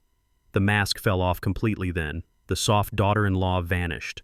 The shark returned. She straightened her spine. Her face hardened into a sneer. "You think you are so smart?" she spat. "You think because you found some old paperwork and a piece of trash you can stop me? I already stopped you," I said. "The accounts are frozen. The sale is dead. You have nothing, Tiffany. No money, no house, no company." She laughed. It was a cold, ugly sound. "You think Red Rock Holdings makes you powerful?" she said, stepping toward me. "It makes you a target, Gus." "I asked you to leave," I said. "No," she hissed. "You listen to me, old man. You are going to sign those papers. You are going to call your lawyer and tell him to unfreeze the accounts, and you are going to do it by tomorrow morning, or what I asked. Or I will burn it all down," she said. "I will destroy the company's reputation. I will release records showing Marcus was embezzling money. I will fake them if I have to. I will make sure his name is dragged through the mud so deep that by the time I am done, King Logistics will be worth zero. You will inherit nothing but a scandal." "You would destroy his legacy just to spite me?" I asked. "I will destroy his legacy to get what is mine," she screamed. "I spent 10 years with that boring man. I deserve that money." She walked to the door and opened it. Then she stopped. "And Gus," she said, her voice dropping to a whisper, "be careful walking around this neighborhood at night. Accidents happen. Old men fall downstairs. They get mugged. They disappear." She looked past me to the window. "Brett is very upset about the car," she said. "He has a bit of a temper. I would hate for him to pay you a visit when I am not around to calm him down." "Is that a threat, Tiffany?" I asked. "It is a promise," she said. "You have until tomorrow morning. Sign the papers or prepare for a funeral. And this time, it will be yours." She slammed the door. I stood there in the silence. My heart was beating fast, but not from fear. It was beating with adrenaline. She had just made a mistake. A massive mistake. She had threatened me. And she had admitted that she was desperate. I walked to the window and looked out through the blinds. I saw her get into a black SUV parked down the street. Brett was in the driver's seat. I saw him look toward my room. He made a shape with his hand. A gun. I let the blind fall back into place. They thought they could scare me with muscles and vague threats. They thought I was just an old man with a piece of paper. They did not know about the file I had in my briefcase. They did not know about the toxicology report. And they definitely did not know that I had recorded the entire conversation. I pulled my phone out of my shirt pocket. The voice recorder app was still running. I pressed stop and saved the file. Threats. Attempted extortion. Admission of motive. I had enough to bury her civilly, but I needed more for the murder charge. I needed to connect Brett directly to the act. I looked at the phone. Tomorrow morning she expected a signature. Instead, she was going to get a war. But she was right about one thing. I needed to be careful. A cornered animal is the most dangerous kind, and Brett looked like the kind of animal who enjoyed biting. I went to my suitcase and reached into the lining. I pulled out a heavy wrench. It was a 24-inch pipe wrench, solid steel. It had been my father's. It was not a gun, but in the hands of a man who spent 40 years turning valves on steam pipes, it was a formidable object. I placed it on the nightstand next to the bed. "Come on, Brett," I whispered. "Come and get your money." I turned off the light and sat in the chair facing the door. I would not sleep tonight. I would wait. And while I waited, I would plan the next move. Because tomorrow, I was not just going to defend the company. I was going to bait the trap for the killer. The Los Angeles Superior Court looked like a cathedral built to worship money and confusion. The pillars were tall marble and cold, and the air inside smelled of floor wax and desperation. I walked up the wide stone steps with my lawyer Goldberg by my side. He looked ready for a fight, his briefcase bulging with the truth, but I told him to keep the latch closed. Today was not about winning. Today was about letting the enemy show her hand. Outside the courtroom, the circus had already arrived. Tiffany had done her work well. She had called every news station in the city. The cameras flashed like lightning storms as we approached the heavy wooden doors. Reporters shoved microphones in my face like spears. They shouted questions that were not really questions but accusations wrapped in question marks. "Mr. King, is it true you threatened your daughter-in-law? Mr. King, why are you trying to steal your dead son's money? Mr. King, do you resent her because she is white?" I said nothing. I looked straight ahead. My face was a stone mask. Inside, I was burning, but outside, I was ice. Tiffany wanted a villain, so I let the cameras film one. A big, silent black man in an old suit walking through a sea of shouting voices. It was the perfect image for the narrative she was spinning. We entered Department 402. The room was packed. Tiffany sat at the plaintiff's table. She was wearing a modest black dress with a high collar and a single strand of pearls. She looked like a saint. She looked like a broken angel. She was dabbing her eyes with a tissue, even though her makeup was perfect. Sitting next to her was her lawyer, a man named Vincent Moretti. Moretti was famous for two things: his $3,000 suits and his ability to make juries cry on command. He looked at me with a sneer that was pure theater. The judge entered, Judge Harrison. He was an old man with tired eyes who had seen every lie Los Angeles had to offer. He sat down and banged his gavel. The sound echoed like a gunshot. "We are here for the preliminary hearing regarding the estate of Marcus King and the ownership dispute of King Logistics," he said. "Mr. Moretti, you may proceed." Moretti stood up. He did not walk to the podium. He walked to the jury box, even though there was no jury today. He was performing for the gallery. He was performing for the reporters in the back row. "Your Honor," he began, his voice smooth, like warm honey. "We are here today because of a tragedy. A young man, Marcus King, died suddenly and tragically. And while his widow, my client Tiffany King, is still paralyzed by grief, she is being attacked. Attacked not by a stranger, but by her own father-in-law." He pointed a manicured finger at me. "Augustus King claims he owns his son's company," Moretti continued. "He claims he is the chairman of a shell company called Red Rock Holdings. He is using obscure paperwork from 20 years ago to hold my client hostage, to freeze her accounts, to starve her out of her own home." Moretti walked back to Tiffany and placed a protective hand on her shoulder. Tiffany looked down and let out a soft sob. It was perfectly timed. "But why, Your Honor?" Moretti asked, turning back to the judge. "Is it because of the law?" "No, it is because of hate. Mr. King has never accepted Tiffany. He comes from a different time, a different world. He could not stand seeing his successful son married to a white woman. He could not stand that his son chose love over his father's prejudices. And now that Marcus is gone, this man is trying to erase his son's choices. He is trying to punish the woman his son loved. I sat there and listened to him rewrite my life. I listened to him turn my love for Marcus into hate. I listened to him turn my protection of the company into greed. My hands were folded on the table. I did not move. I did not frown. I watched Tiffany. She was watching me through her fingers, checking to see if the knife was going in deep enough. Goldberg leaned over to me. "Let me object," he whispered. "This is character assassination. It is irrelevant." "No," I whispered back. "Let him talk. Let him put it all on the record." Moretti finished his speech and walked back to his table. He picked up a document, a single sheet of paper sealed in a plastic protector. "Your Honor," Moretti said, his voice dropping to a dramatic whisper. "Mr. King claims that Red Rock Holdings owns the company based on a charter from 20 years ago. But people change, plans change, and wills change." He walked up to the bench and handed the document to the judge. "We are submitting into evidence a holographic will and a corporate amendment signed by Marcus King just 2 weeks before his death," Moretti announced. The room went silent. I felt Goldberg stiffen beside me. "In this document," Moretti continued, "Marcus King explicitly revokes all previous powers of attorney. He dissolves the authority of Red Rock Holdings, and he transfers 100% of all assets, business and personal, to his wife, Tiffany King. He states clearly that he is the sole owner of King Logistics and that his father, Augustus King, has no legal standing in the company." Goldberg looked at me. His eyes were wide. "You did not tell me there was a new will," he hissed. "There isn't one," I said calmly. Judge Harrison put on his reading glasses. He studied the paper for a long time. Then he looked at me. "Mr. King," the judge said, "this document appears to be notarized. The signature matches the samples on file." I looked at the document across the room. I did not need to see it up close. I knew it was a fake. Marcus was meticulous. If he had changed the company structure, he would have filed it with the Secretary of State in Nevada. He would have called a board meeting. He would have told me. He would not have written it on a piece of paper and handed it to his wife. But more importantly, I knew Marcus's signature. I taught him how to write it. The loop on the K, the sharp line of the T. A forger can copy the shape, but they cannot copy the rhythm. Goldberg stood up. "Your Honor, we contest the validity of this document.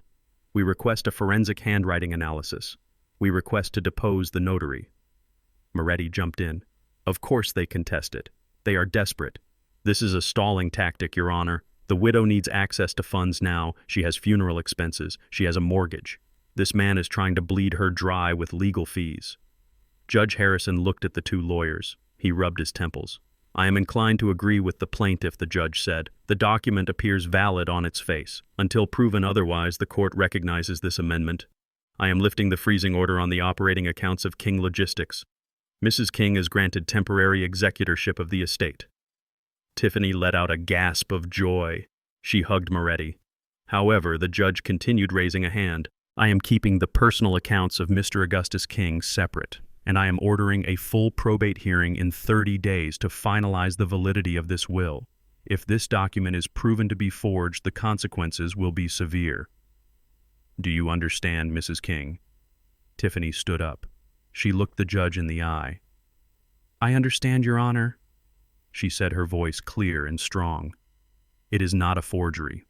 Marcus wrote it in front of me. He wanted to protect me from exactly this kind of situation. The judge banged his gavel. Hearing adjourned. The courtroom erupted. Reporters shouted. Tiffany and Moretti hugged again. They had won. They had unlocked the bank accounts. They had humiliated me. Goldberg packed his briefcase furiously. This is a disaster, he muttered. Gus, why did you stop me?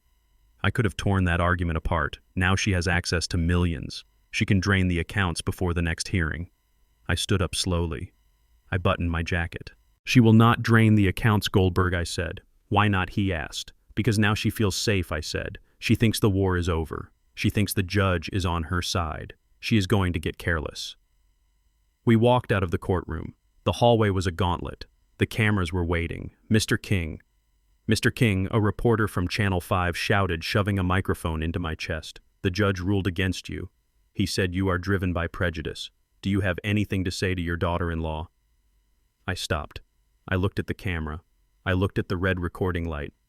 I saw Tiffany standing down the hall. She was smiling at me, a cruel, victorious smile. She mouthed the words, "Checkmate, old man." I looked back at the reporter. I have nothing to say to her, I said. The truth does not need a microphone, it just needs time. I pushed past them and walked toward the elevator. Goldberg caught up to me. Gus, seriously. That will. If it is a good forgery, we are in trouble. It is not a good forgery, I said, pressing the down button. How do you know? Goldberg asked. Because Marcus never signed his full name on legal documents, I said. He always initialed the bottom right corner of every page. It was a habit from the shipping manifests. If that document has his full signature on the last page but no initials on the others, it is fake. Goldberg looked at me.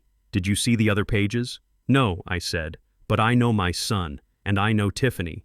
She is lazy. She would copy the signature from a check or a birthday card. She would not know about the initials because she never read his work papers. The elevator doors opened. Goldberg smiled. A shark smile. So we let her spend the money, he said. We let her commit wire fraud. We let her commit perjury by testifying that she saw him sign it. Exactly, I said.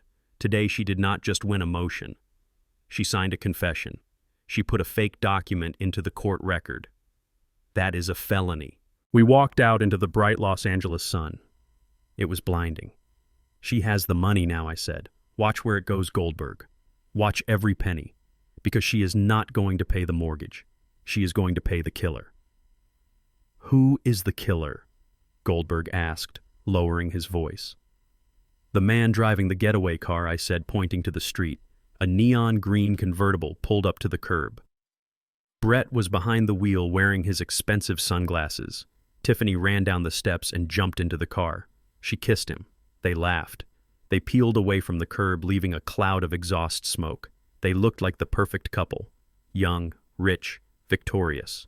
They did not know that they were driving straight into a trap.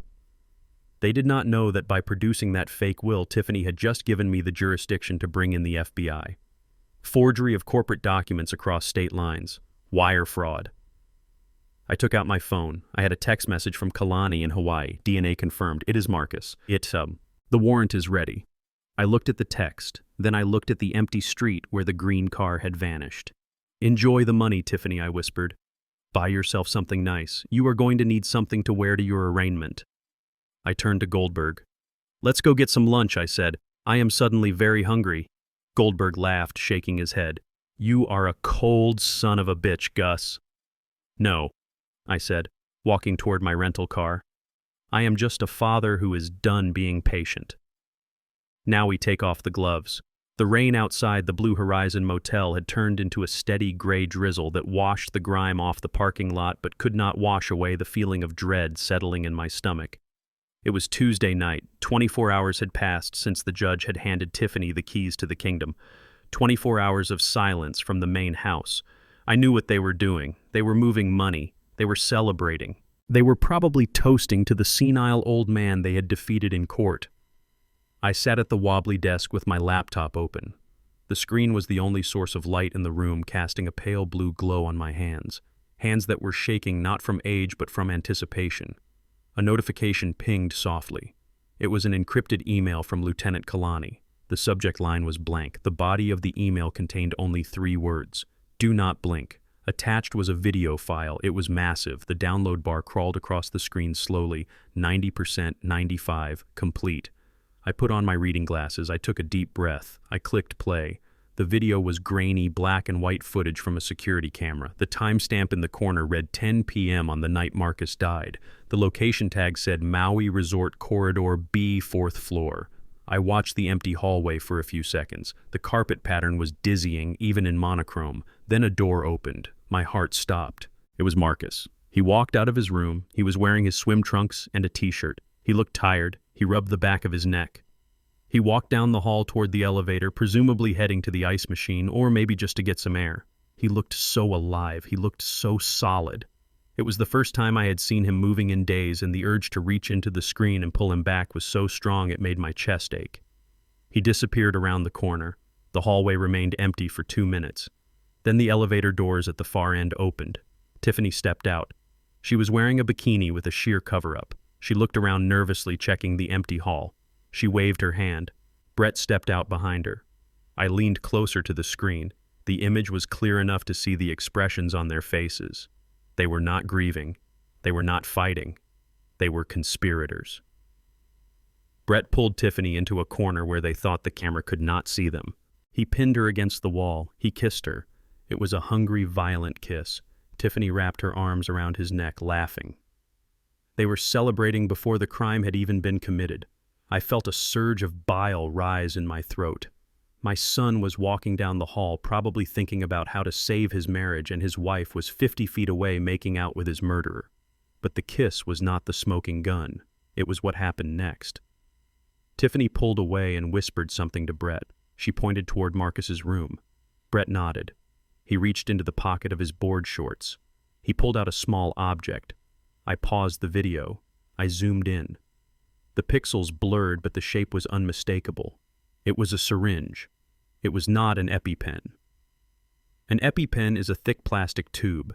This was a slender medical syringe with a plunger, the kind used to deliver precise doses of liquid. I hit play. Brett held the syringe up to the light, checking the dosage. He flicked the side of it with his finger just like a doctor would to remove air bubbles. He looked professional. He looked practiced. Tiffany handed him a key card. It was the spare key to the room. Brett took the key. He walked down the hall toward Marcus's door. He did not knock. He slid the card into the lock. The light turned green. He slipped inside. Tiffany stayed in the hall. She leaned against the wall, checking her nails. She was the lookout. I watched the timestamp tick by. 1 minute, 2 minutes, 3 minutes. Marcus was not in the room. I had seen him leave. So Brett was lying in wait. He was hiding in the bathroom or behind the curtains, waiting for my son to return. The video cut to a different angle, the lobby camera. I saw Marcus walking through the lobby carrying a bucket of ice. He looked sad. He stopped to look at a brochure for island tours. He had no idea that upstairs death was waiting for him in the dark. I could not watch the rest. I knew what happened. Marcus went back to the room. He opened the door. Maybe he saw Brett, maybe he did not. The injection would have been fast. Ketamine works in seconds. Total paralysis. The inability to scream. Then they would have waited until the hallways were clear. They would have carried him out the back service exit. They would have driven him to the cliffs, and they would have thrown him into the black water while he was still conscious but unable to move. I closed the laptop. The room felt freezing cold. I sat there for a long time, staring at the blank wall. I had seen evil before. I had seen men beaten on the docks. I had seen greed. But this was different. This was intimate betrayal. This was a wife murdering her husband, not in a fit of passion, but with the cold calculation of a butcher. My phone rang. It was Goldberg. "Gus," he said, his voice frantic. "I just got an alert from the bank. Tiffany just transferred $50,000 to a travel agent. She is booking tickets to Europe.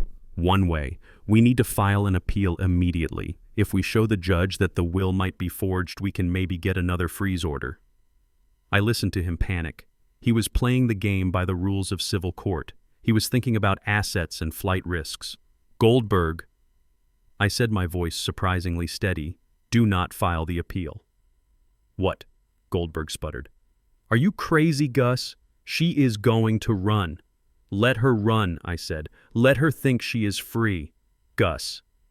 "You are not making sense," Goldberg said. "We are losing." "I am not trying to win a lawsuit anymore," Goldberg, I said. "I am trying to win a conviction." I hung up. Goldberg was a good lawyer, but he was a shark in a swimming pool. I needed a shark in the ocean.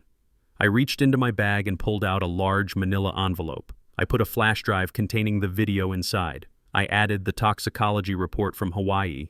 I added the affidavit from Kalani stating that no cremation had taken place. And I added the printed logs of the bank transfer she had just attempted. I wrote an address on the front of the envelope. Office of the United States Attorney, District of Central California, Criminal Division. This was no longer a dispute about who owned a logistics company. This was a conspiracy to commit murder across state lines. They had traveled from California to Hawaii to kill a U.S. citizen for financial gain. That made it a federal crime. That made it the FBI's jurisdiction. I did not want to show this video to Judge Harrison. If I showed it in civil court, Moretti would argue that it was circumstantial. He would argue that the syringe contained vitamins or insulin. He would drag it out for months while Tiffany lived in my house. No. I wanted the element of surprise. I wanted the FBI to see this. I wanted them to build a RICO case. I wanted them to look at the wire fraud, the insurance fraud, and the murder as one giant web of lies. I put on my coat. I picked up the envelope. It felt heavy in my hand, lighter than a coffin, but heavier than a stone. I walked out of the motel room and drove to the main post office near the airport. It was open 24 hours. I walked up to the counter. The clerk was a young woman who looked like she would rather be anywhere else. "Certified mail," I said, sliding the envelope across the counter. "Signature required." She weighed it. She stamped it. Anything fragile, liquid, or hazardous inside, she recited mechanically. "Just the truth," I said. "And it is very hazardous." She looked at me weirdly but took my money. I watched her drop the envelope into the bin. It was done. The fuse was lit. It would take about 24 hours for that package to reach the desk of the U.S. Attorney. Another 24 hours for them to verify the video with Kalani. That gave Tiffany 2 days. 2 days to feel like a queen. 2 days to pack her bags for Europe. 2 days to think she had gotten away with the perfect crime. I walked back to my truck. I felt a strange sense of peace. The burden was no longer just mine. I had shared it with the most powerful law enforcement agency in the country. But I was not done. There was one more thing I had to do. Tiffany was planning a victory lap. I had seen the invitation on social media. A memorial and birthday celebration at the estate on Saturday night. She was going to combine mourning Marcus with celebrating her own 33rd birthday. It was grotesque. I started the engine. I was going to crash that party. Not to scream, not to fight. I was going to deliver a gift. I drove back to the motel, plotting the final scene. I needed to time it perfectly. The FBI would need time to mobilize. I needed to keep Tiffany in one place. I needed to keep her distracted. I would be the distraction. I would walk into that house one last time. I would look her in the eye, and I would smile. Because I knew something she did not. I knew that while she was drinking champagne and eating cake, agents in windbreakers were obtaining a warrant signed by a federal judge. I knew that the green convertible she bought was going to look very conspicuous in a prison parking lot. And I knew that Brett, the tough guy with the syringe, was going to cry like a baby when they put the cuffs on him. I pulled into the motel parking lot. The neon sign buzzed. Blue horizon. The horizon was not blue anymore. It was black. And the storm was coming.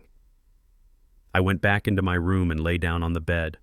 For the first time in a week, I closed my eyes and really slept. I dreamt of Marcus. He was standing on the dock by the ocean. He was not dead. He was waiting. "Hold on, son," I whispered in my sleep. "Just a little longer. The cavalry is coming." Saturday night arrived not with a whimper but with a bass line that shook the windows of the neighborhood. It had been exactly 30 days since Marcus died. In a decent world, a widow would still be wearing black. She would be quietly reflecting on the life that was lost. She would be visiting the grave. But Tiffany King did not live in a decent world. She lived in a world where grief was just a marketing strategy and a funeral was just a prequel to a party. I parked my truck down the street from the estate. I did not want to give the valet my rusted Ford. I wanted to walk. I wanted to feel the pavement under my feet one last time before the world changed.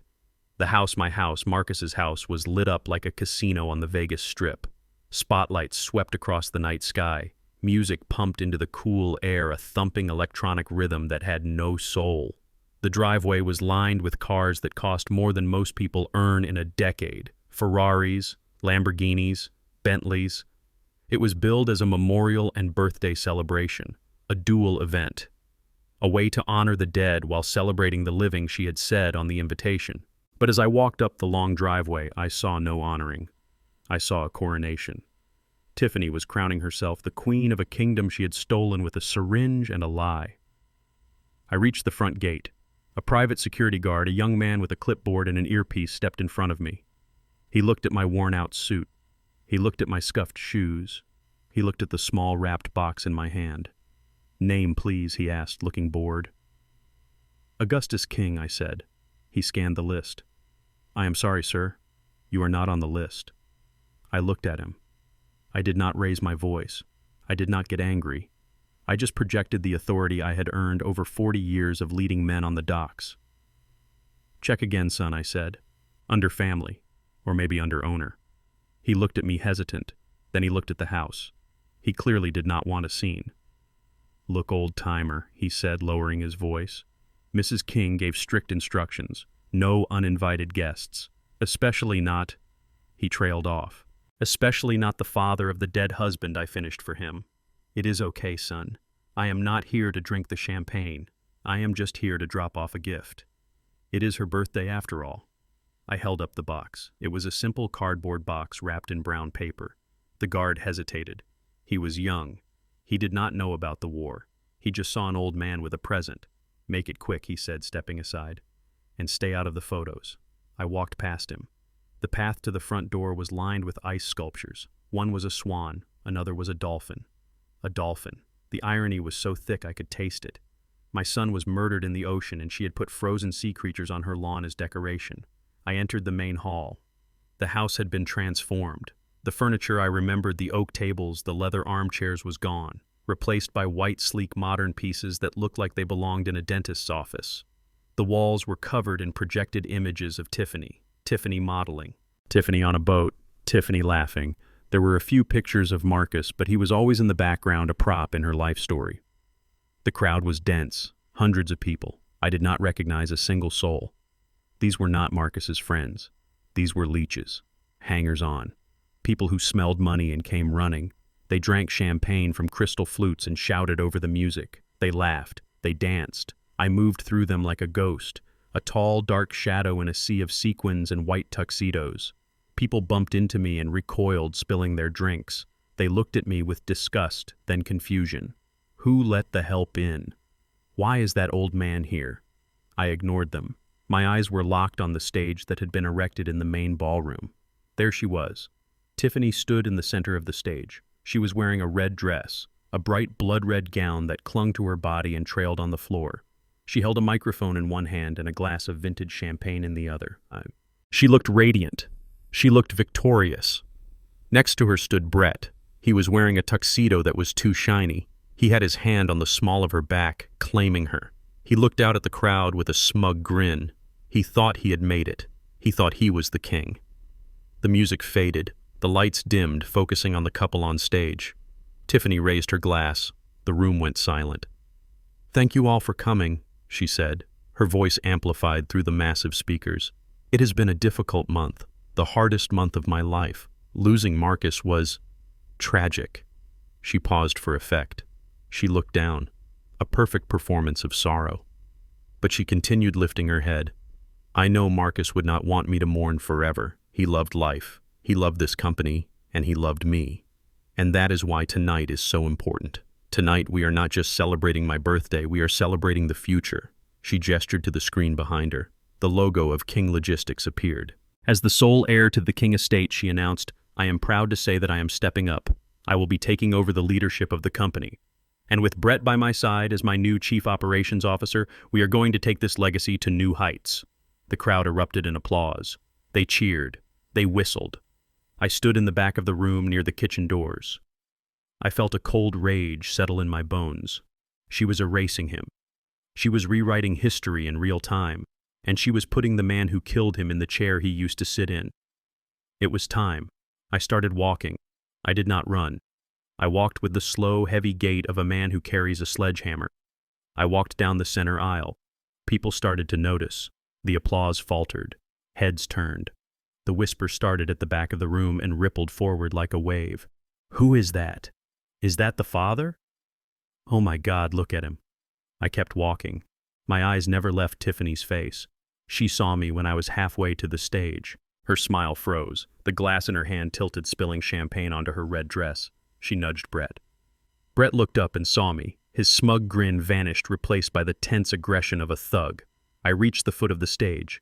The music had stopped completely. The DJ had sensed the tension and cut the track. The silence was deafening. It was heavy and thick. Tiffany recovered first. She stepped to the edge of the stage, looking down at me from her pedestal. "Gus," she said into the microphone. Her voice echoed around the room. "What are you doing here? I thought I told you." I did not let her finish. I did not need a microphone. My voice was trained in the union halls where we had to shout over the sound of cranes and engines. "Happy birthday, Tiffany," I said. The sound of my voice boomed through the quiet room. "You invited the whole world to celebrate," I continued. I did not want to be the only one who forgot. Tiffany laughed nervously. She looked at the crowd, trying to get them on her side. "Well, that is sweet, Gus," she said condescendingly. "But as you can see, this is a private event, and you are not dressed for the occasion. Maybe you should go round the back to the kitchen. I am sure the caterers can find you a plate of leftovers." A few people in the crowd giggled. They thought it was a joke. They thought I was a senile relative crashing the party. I did not move. "I am not hungry, Tiffany," I said. "And I am not here for the food. I am here because I have something that belongs to you. Something you forgot to check." I lifted the box. Brett stepped forward. He moved in front of Tiffany, puffed up like a rooster. "Get out of here, old man," he barked. "Before I throw you out, you are trespassing." I looked at Brett. I looked at the hands that had held the syringe. "You can try, son," I said softly. "But I would not recommend it, not tonight." Tiffany put a hand on Brett's arm. She was curious now. She saw the box. Greed is a powerful instinct. She wondered what was inside. Maybe she thought it was the original will. Maybe she thought it was a surrender. Maybe she thought it was the keys to the safety deposit box she could not open. "Let him speak, Brett," she said. She looked at me. "What is in the box, Gus? Is it a peace offering? Did you finally come to your senses and sign the papers?" I walked up the stairs to the stage. I moved slowly. Every step was a drumbeat. I stood next to them. I was taller than Tiffany. I was almost as tall as Brett, but I was wider. I smelled of Old Spice and rain. They smelled of expensive perfume and fear. I placed the box on the podium next to her champagne glass. "It is not a peace offering," I said, turning to face the crowd. "And it is not a signature." I looked out at the sea of faces. "You are all here to celebrate the legacy of Marcus King," I said. "You are all here to toast the new owners, but you do not know the history of this family. You do not know what Marcus left behind." Tiffany's eyes narrowed. "Gus, stop this. Security. Where is security?" The guard from the gate started running toward the stage, but I was faster. I put my hand on the lid of the box. "You said Marcus gave you everything, Tiffany," I said, looking her in the eye. "You said you were his soulmate. You said you were carrying his future." I paused. But Marcus had a secret, Tiffany. A secret he kept even from me until the very end. A secret that makes your entire story fall apart. Security was climbing the stairs. I ripped the brown paper off the box. Inside was not a bomb. It was not a weapon. It was a thick stack of medical files bound with a red ribbon, and right on top was a large, glossy photograph. I picked up the photograph and turned it toward the camera crew that was live streaming the event. Open it, Tiffany, I said, sliding the file toward her. Read it to your guests. Read them the medical report from Drowning's clinic dated 10 years ago. Tiffany looked at the file. She saw the header. Her face went white, whiter than the ice sculptures outside. What is this? She whispered. It is the reason Marcus never wanted children, I said, my voice carrying to the back of the room. It is the proof that the baby you say you are carrying, the heir you are using to claim the estate, cannot possibly be a king. The room gasped. It was a collective intake of breath that sucked the air out of the ballroom. Brett froze. He looked at Tiffany. He looked at her stomach. He looked at the file. I leaned into the microphone one last time. Happy birthday, Tiffany, I said. I hope you like the truth, because it is the only thing you are going to get from my son. Tiffany stared at me. Her hands shook. The champagne glass slipped from her fingers and shattered on the stage. And in that silence, in the shatter of crystal, the party ended and the reckoning began. The sound of the champagne glass hitting the floor was sharp and violent, a sudden punctuation mark that ended the party and started the trial. The crystal shattered into 1,000 diamonds, scattering across the stage under the red lights. For a moment, nobody moved. The DJ did not play a sound. The waiters froze with their trays. Even the ice sculptures seemed to be listening. The silence was absolute, heavy and suffocating, like the air before a tornado touches down. Tiffany stared at the file I had slid across the podium. Her hands were shaking so badly she could not pick it up. She recognized the logo on the cover. It was from the Mayo Clinic, a place we had visited 20 years ago when she was just a stranger to us and Marcus was just a boy fighting a fever that almost killed him. What is this? She whispered again, her voice barely audible over the hum of the speakers. Read it, Tiffany, I said, my voice calm and booming through the microphone. Read it to the cameras. Read it to the investors you lied to. Read it to the judge who gave you temporary control of my son's estate based on your condition. She did not read it. She took a step back as if the paper was burning hot. So I read it for her. I opened the folder. I did not need to look at the words.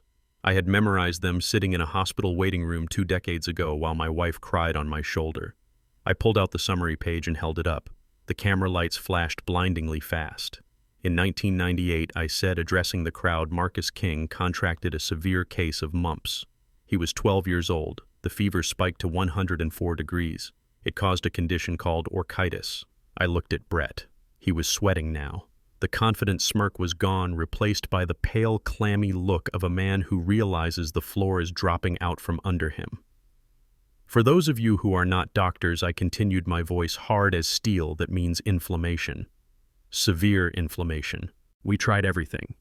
But the damage was permanent. The doctors told us the day he was discharged. I turned back to Tiffany. They told us Marcus would never be able to father children. He was completely sterile. 0 count. It was the great tragedy of his life, Tiffany. It was the reason he hesitated to marry you. He told me he felt broken. He told me he did not want to deny you a family. I took a step closer to her. She looked small now. The red dress looked like a costume that did not fit. But you told him it did not matter, I said. You told him you loved him anyway. You told him you did not need children to be happy. The crowd began to murmur. The sound grew louder, a mix of shock and confusion. They were doing the math. But last week, I said, raising my voice over the whispers, you stood in a courtroom. You stood in front of a judge, and you swore under oath that you are 3 months pregnant with Marcus King's child. You used that pregnancy to secure your status as the sole heir. You used that unborn baby to lock me out of my own family. I pointed a finger at her stomach. So I have a question for you, Tiffany. A question that every person in this room and every federal prosecutor watching this live stream is asking right now. If Marcus was sterile since 1998, who was the father of that baby? The question hung in the air like smoke. Tiffany looked at Brett. It was an involuntary reflex, a desperate glance for help, but it was the most damning thing she could have done. The camera caught it. The crowd caught it. Brett took a step back. He looked like he wanted to run. He looked like he wanted to vomit. It is a lie, Tiffany screamed suddenly. Her voice shrieked through the speakers, causing feedback that made everyone wince. He is lying. He forged these papers. Marcus was fine. We were trying. We saw doctors. This is just a crazy old man trying to humiliate me. She lunged for the podium, trying to grab the file. Security, she yelled. Get him out of here. He is trespassing. He is attacking me. The security guard who had been running up the stairs hesitated. He looked at the file on the podium. He looked at me. He looked at the hysterical woman in the red dress. He stopped. He was a low-wage employee. He did not want to be part of a federal crime. I am not lying, Tiffany, I said, slamming my hand down on the file. And you know it. Marcus had his yearly physicals. The records are digital. They are on the servers of his insurance company. They are on the servers of the clinic. You can tear up this paper, but you cannot tear up the database. I turned to Brett. And you, son, I said. You look a little green. Maybe you should sit down. Or maybe you should call your lawyer. Because DNA does not lie. And when they test that baby, they are going to find a match. But it won't be a king match. It will be a personal trainer match. Brett's face went from pale to purple. He clenched his fists. Shut your mouth, old man, he snarled, stepping toward me. You do not know what you are talking about. Do not come any closer, I warned him, my voice dropping to a dangerous growl. I am not the one you need to worry about. Tiffany was losing control completely. She grabbed the microphone stand and tried to swing it. Stop it, she screamed. Stop listening to him. The music. Somebody play the music. Turn off the cameras. But nobody turned off the cameras. The reporters in the back were typing furiously on their phones. This was not a Society page story anymore. This was the lead story on the 11 o'clock news. Widow fakes pregnancy to steal empire. Father-in-law exposes dark secret at memorial. I looked out at the guests, the friends who had drunk my son's wine, the investors who had shaken Tiffany's hand. They were backing away. They were putting distance between themselves and the stage. They smelled the stench of fraud and they did not want it on their clothes.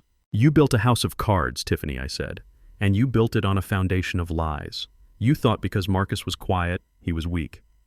You thought because I was old, I was stupid. I picked up the file and held it out to the nearest reporter who had rushed to the edge of the stage. Here, I said, verify it, call the Mayo Clinic. The patient number is on the first page. The reporter grabbed the file like it was gold bullion. Tiffany let out a primal scream. It was the sound of an animal caught in a trap. You ruined everything, she sobbed. You ruined my birthday. You ruined my life. I did not ruin your life, Tiffany, I said. You ruined it the moment you decided my son was worth more dead than alive. You ruined it the moment you let that man into your bed and into my son's house. I looked at Brett again. And you, I said, you thought you hit the jackpot. You thought you were going to drive the Ferraris and live in the mansion. But you forgot one thing. Brett glared at me, his eyes wild. What did I forget, he spat. You forgot that Marcus was a swimmer, I said. And swimmers have strong lungs, even when they are drugged, even when they are dying. Brett froze. His eyes widened. What do you mean, he whispered. I mean the autopsy is finished, son. I lied. I pushed the bluff because I saw the fear in his eyes. And they found skin cells under his fingernails, from where he grabbed the person who injected him.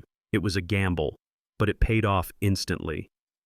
Brett looked at his own arm. He rubbed a spot on his forearm subconsciously, a spot where a scratch might have healed weeks ago. The guilt was written all over him in neon lights. Tiffany saw him rub his arm. She saw the look on his face. And for the first time she realized that her partner in crime was going to crack. You idiot! She hissed at Brett. Stop looking at him. He is bluffing. I am not bluffing, I said. And neither are the people waiting outside. As if on cue, the blue and red lights began to flash through the high windows of the ballroom. No sirens. Just the silent, terrifying strobe light of authority. The heavy oak doors at the back of the room swung open. It was not the party security. It was a team of men in windbreakers with yellow letters on the back. FBI. The crowd parted like the Red Sea. Tiffany looked at the door. She looked at me. She looked at the shattered glass on the floor. Her coronation was over. The party is finished, Tiffany, I said. I took the microphone off the stand and dropped it on the floor. The thud echoed through the silent room like a gavel slamming down. I walked down the stairs of the stage. I did not look back at them. I did not need to. I could smell the fear coming off them in waves. I walked toward the agents. The lead agent, a tall woman with a grim face, nodded at me as I passed. Mr. King, she said, we can take it from here. Thank you, agent, I said. They are all yours. I walked out into the cool night air. The ice dolphin was melting dripping water onto the pavement like tears. Inside, the screaming started again. But this time, it was not a scream of anger. It was the scream of someone who realizes there is nowhere left to run. The security guard's hand was inches from my shoulder when the world outside exploded into a kaleidoscope of red and blue light. It was not the soft ambient lighting of the party, and it was not the flash of paparazzi cameras. It was the harsh strobe of emergency bars cutting through the high windows of the ballroom, painting the white walls in alternating shades of violence and authority. The music, which had already died down to a murmur, stopped completely. The only sound left in the room was the heavy thrumming of idling engines outside, the kind of deep mechanical vibration that you feel in your teeth. The guard froze. He looked at the window, then he looked at me. His hand dropped to his side. He was a hired muscle for a party, but he knew the difference between a disturbance and a raid. He took a step back, putting distance between himself and the man he was supposed to throw out. I did not move. I just watched Tiffany. Her face was illuminated by the flashing lights, turning her skin purple, then red, then purple again. She looked like a statue of a saint that was cracking down the middle. She was staring at the main doors, the double oak doors that were currently vibrating. Then they burst open. It was not a polite entrance. It was a breach. 12 agents poured into the room. They moved like water flowing around the guests, filling the empty spaces, securing the exits. They were not wearing tuxedos. They were wearing navy blue windbreakers with yellow letters on the back. FBI. Behind them came the uniformed officers of the local police, their hands resting on their holsters, their faces grim.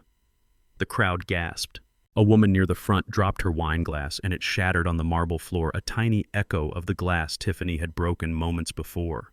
The socialites and investors, the hangers-on, and the sycophants scrambled backward, pressing themselves against the walls, desperate to show that they were just spectators. They held their hands up, showing empty palms, terrified of being associated with whatever was happening on stage. The lead agent walked down the center aisle. It was Agent Vance, the woman I had met outside. She walked with a stride that ate up the distance, her eyes locked on the stage. She did not look at the ice sculptures. She did not look at the expensive artwork. She looked only at the two people standing under the spotlight. Tiffany grabbed the microphone again. Her hand was trembling so hard the mic rattled against her rings. "What is this?" she screeched, her voice thin and hysterical. "Who called the police? There is no emergency here. This is a private residence. Get out. Get out right now." She pointed a shaking finger at me. "Arrest him. That man is trespassing. He is harassing me. He is ruining my husband's memorial. Do your jobs and get him out of here." Agent Vance did not stop walking. She reached the foot of the stage and climbed the stairs. Her boots made a dull thud on the wood. She stood next to me, but she did not look at me. She looked at Tiffany. "Tiffany King," she said, her voice calm and amplified by the silence of the room. Tiffany straightened her spine, trying to summon the arrogance that had served her so well for so long. "I am Mrs. King," she snapped, "and you are interrupting a very expensive event. I want to see your badge number. I want to speak to your supervisor. My lawyer is right there." She gestured vaguely toward the crowd where Vincent Moretti had been standing. But Moretti was gone. The moment the FBI jackets appeared, the high-priced lawyer had vanished into the shadows, leaving his client to face the storm alone. Agent Vance pulled a folded document from her jacket pocket. It was thick. It was heavy. It was a federal warrant. "I am not here to talk to your lawyer, Mrs. King," Agent Vance said. "I am here to execute a federal arrest warrant issued by the United States District Court." Tiffany laughed. It was a brittle sound like dry leaves breaking. "Arrest warrant," she scoffed. "For what?" "Unpaid parking tickets. This is ridiculous." Agent Vance opened the document. She began to read. "Tiffany King, you are under arrest for conspiracy to commit murder in the first degree." The words hung in the air. Murder. The crowd let out a collective moan of shock. It was the sound of 100 people realizing they had been drinking champagne with a killer. Vance continued relentless. Wire fraud, insurance fraud, identity theft, forgery of corporate documents, and flight to avoid prosecution. Tiffany's face went slack. Her mouth opened, but no sound came out. She looked like she had been punched in the stomach, and Brett Miller Vance said, turning to the man standing next to Tiffany. Brett jumped. He looked around wildly. He looked at the back exit behind the stage. He looked at the side doors. Every exit was blocked by an agent with a hand on a weapon. "You are under arrest for murder in the first degree," Vance said. "Administration of a controlled substance resulting in death, and conspiracy to commit homicide." Brett made a noise that sounded like a whimper. The tough guy, the protector, The man who had threatened to throw me out was suddenly just a scared kid in a shiny suit. "This is a mistake," Tiffany screamed, suddenly finding her voice.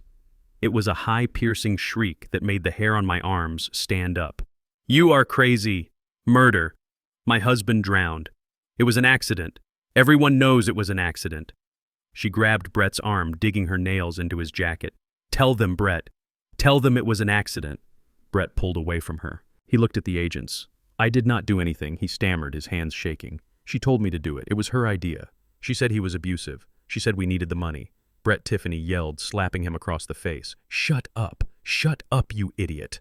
Two agents moved in. They grabbed Brett's arms. He did not fight. He collapsed, sagging into their grip, his legs giving out. They spun him around, and I heard the distinctive ratcheting sound of handcuffs clicking into place. Metal on metal, the sound of finality. Tiffany backed away. She retreated until her back hit the podium. She looked at the agents advancing on her. She looked at me. Her eyes were wide circles of panic.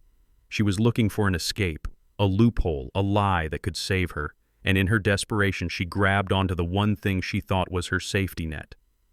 "You cannot arrest me!" she screamed. "You have no proof!" She looked at the crowd, pleading for a witness. "He drowned," she yelled. "I had him cremated. The ashes are in the house. You have nothing. No autopsy, no toxicology, no body." She pointed at me, her face twisted into a mask of pure venom. "This old man is lying. He is just making things up because he hates me. You cannot charge me with murder without a body. That is the law. Habeas corpus. I know my rights." I stood there and watched her dig her own grave. She was clinging to the cremation lie like a drowning woman clinging to a stone. She thought that because she had a jar of dirt on her mantle, she was safe. She thought that without a physical body, the police were powerless. Agent Vance stopped. She looked at Tiffany with an expression that was almost pity but mostly professional detachment. Mrs. King Vance said quietly, "We do not need a body to prove murder if we have a witness." Tiffany laughed again, hysterical and wild. "What witness?" she shrieked. "Brett. He is a liar. He will say anything to save himself. You have no credible witness." "We have a very credible witness," Vance said. "Who?" Tiffany demanded. "Who saw us?" "There was no one there. It was night. The hallway was empty." "You are right," Mrs. King Vance said. "The hallway was empty, except for the security cameras." Tiffany froze. "We have the video," Vance said. "We have the video of you handing Mr. Miller the key card. We have the video of Mr. Miller entering the room with a syringe. And we have the video of you celebrating in the hallway while your husband was dying inside." Tiffany shook her head. No. I checked. There were no cameras on that floor. I checked the diagrams." "You checked the old diagrams," Vance said. "The resort upgraded their security system 3 months ago. Hidden lenses, motion activated, high definition." Tiffany slumped against the podium. The fight was draining out of her, but she had one last burst of denial, one last attempt to control the narrative. "But the body," she whispered. "You still do not have the body. You cannot prove he died from the injection. Maybe he survived the shot. Maybe he really did drown. You cannot prove cause of death without a body." She looked up, her eyes gleaming with a twisted hope. "I cremated him. It is over. You can suspect me, but you cannot prove it." I stepped forward then. I walked past Agent Vance. I stood right in front of Tiffany. I was close enough to see the sweat beading on her forehead, close enough to smell the fear. "Tiffany," I said, my voice low and rumbling. She looked at me. "You really should have checked the urn," I said. "What?" she whispered. "If you had opened that jar you brought back from Hawaii, I said you would have seen that it was full of beach sand and charcoal." She stared at me confused. "There was no cremation, Tiffany," I said. Her eyes widened. "I stopped it," I said. "I called Kalani. I called the morgue. I told them to hold him." Tiffany started to shake. Her head moved back and forth in a jerky rhythm of denial. "No," she whimpered. "No. I have the certificate. I paid the man." "You paid a man to print a piece of paper," I said, "but you cannot pay death to go away." I leaned in closer. "Marcus is not in that jar, Tiffany. Marcus is in a federal morgue in Los Angeles. He flew in yesterday." She gasped, a sound of pure horror. "And this morning I continued. The medical examiner finished the second autopsy. The real one. Do you know what they found?" She put her hands over her ears. "I do not want to hear it." They found the ketamine, I said, pulling her hands down. They found the needle mark, and they found the skin cells under his fingernails. Skin cells that match Brett's DNA. I let go of her hands. He fought Tiffany. In those last seconds when the drug was taking over, he tried to fight. He marked his killer. Tiffany looked at Brett, who was being dragged off the stage. She looked at the agents. She looked at the crowd. The realization hit her like a physical blow. The body existed. The evidence existed. The video existed. There was no way out. The walls had closed in and there was no door left. She collapsed. It was not a graceful faint. Her legs simply stopped working. She slid down the front of the podium, her red dress bunching up around her. She sat on the floor of the stage, surrounded by broken glass and spilled champagne. She looked up at the ceiling and let out a wail that was not human. It was the sound of a soul realizing it was damned. Agent Vance nodded to her team. "Get her up." 2 agents moved in. They pulled Tiffany to her feet. She did not resist. She was limp, a rag doll in a couture gown. They pulled her arms behind her back. Click, click. The handcuffs went on. I watched her. I watched the woman who had called me at 3:30 in the morning to tell me I was nothing. I watched the woman who had laughed at my eviction. I watched the woman who had murdered my son for money. She was crying now. Ugly, snotty tears that ruined her makeup. "Gus," she sobbed as they started to lead her away. "Gus, please, help me. I am pregnant. You cannot let them take me to jail. I am pregnant with your grandchild." I looked at her one last time. I picked up the medical file from the podium, the file that proved Marcus was sterile. I walked over to where she was standing. I tucked the file under her arm. "Take this with you, Tiffany," I said. "You might need it to explain to your new boyfriend in prison why the baby does not look like a king." She stared at me with hatred and despair. "Why," she whispered. "Why couldn't you just die and leave us alone?" "Because I am a father," I said. "And fathers protect their children, even after they are gone." I nodded to Agent Vance. "Take her away." They dragged her across the stage and down the stairs. The crowd parted again, watching in silence as the queen of the evening was hauled out in chains. The flashing lights from outside caught the sequins on her dress, making them sparkle one last time before she disappeared into the back of a squad car. I stood alone on the stage. The music was gone. The party was over. I looked at the empty ballroom. I looked at the broken glass. It was done. The monster was in a cage. But as the adrenaline faded, I felt the weight of it all settle back onto my shoulders. I had won the war, but I had still lost the boy. I walked to the edge of the stage and sat down, my legs dangling over the side. I loosened my tie. I took a deep breath of the cool air. I checked my watch. It was midnight. "Happy birthday, Tiffany," I whispered to the empty room. "And goodbye." The ballroom was a sea of flashing lights and shocked silence, broken only by the sound of Tiffany screaming. She was fighting against the handcuffs, twisting her body like a trapped snake. Her red dress was torn at the shoulder and her hair was a wild halo around her face. She was not screaming for mercy. She was screaming for a technicality. She was screaming the one lie she thought could still save her. "You have no body," she shrieked, her voice bouncing off the high ceilings. "You cannot charge me with murder. I have the cremation certificate. I have the urn. It is in my living room. You are arresting an innocent woman based on a video that proves nothing. Maybe he was sick. Maybe I was giving him medicine. You have no proof of death." She looked at the crowd, her eyes wild and desperate, seeking anyone who would believe her.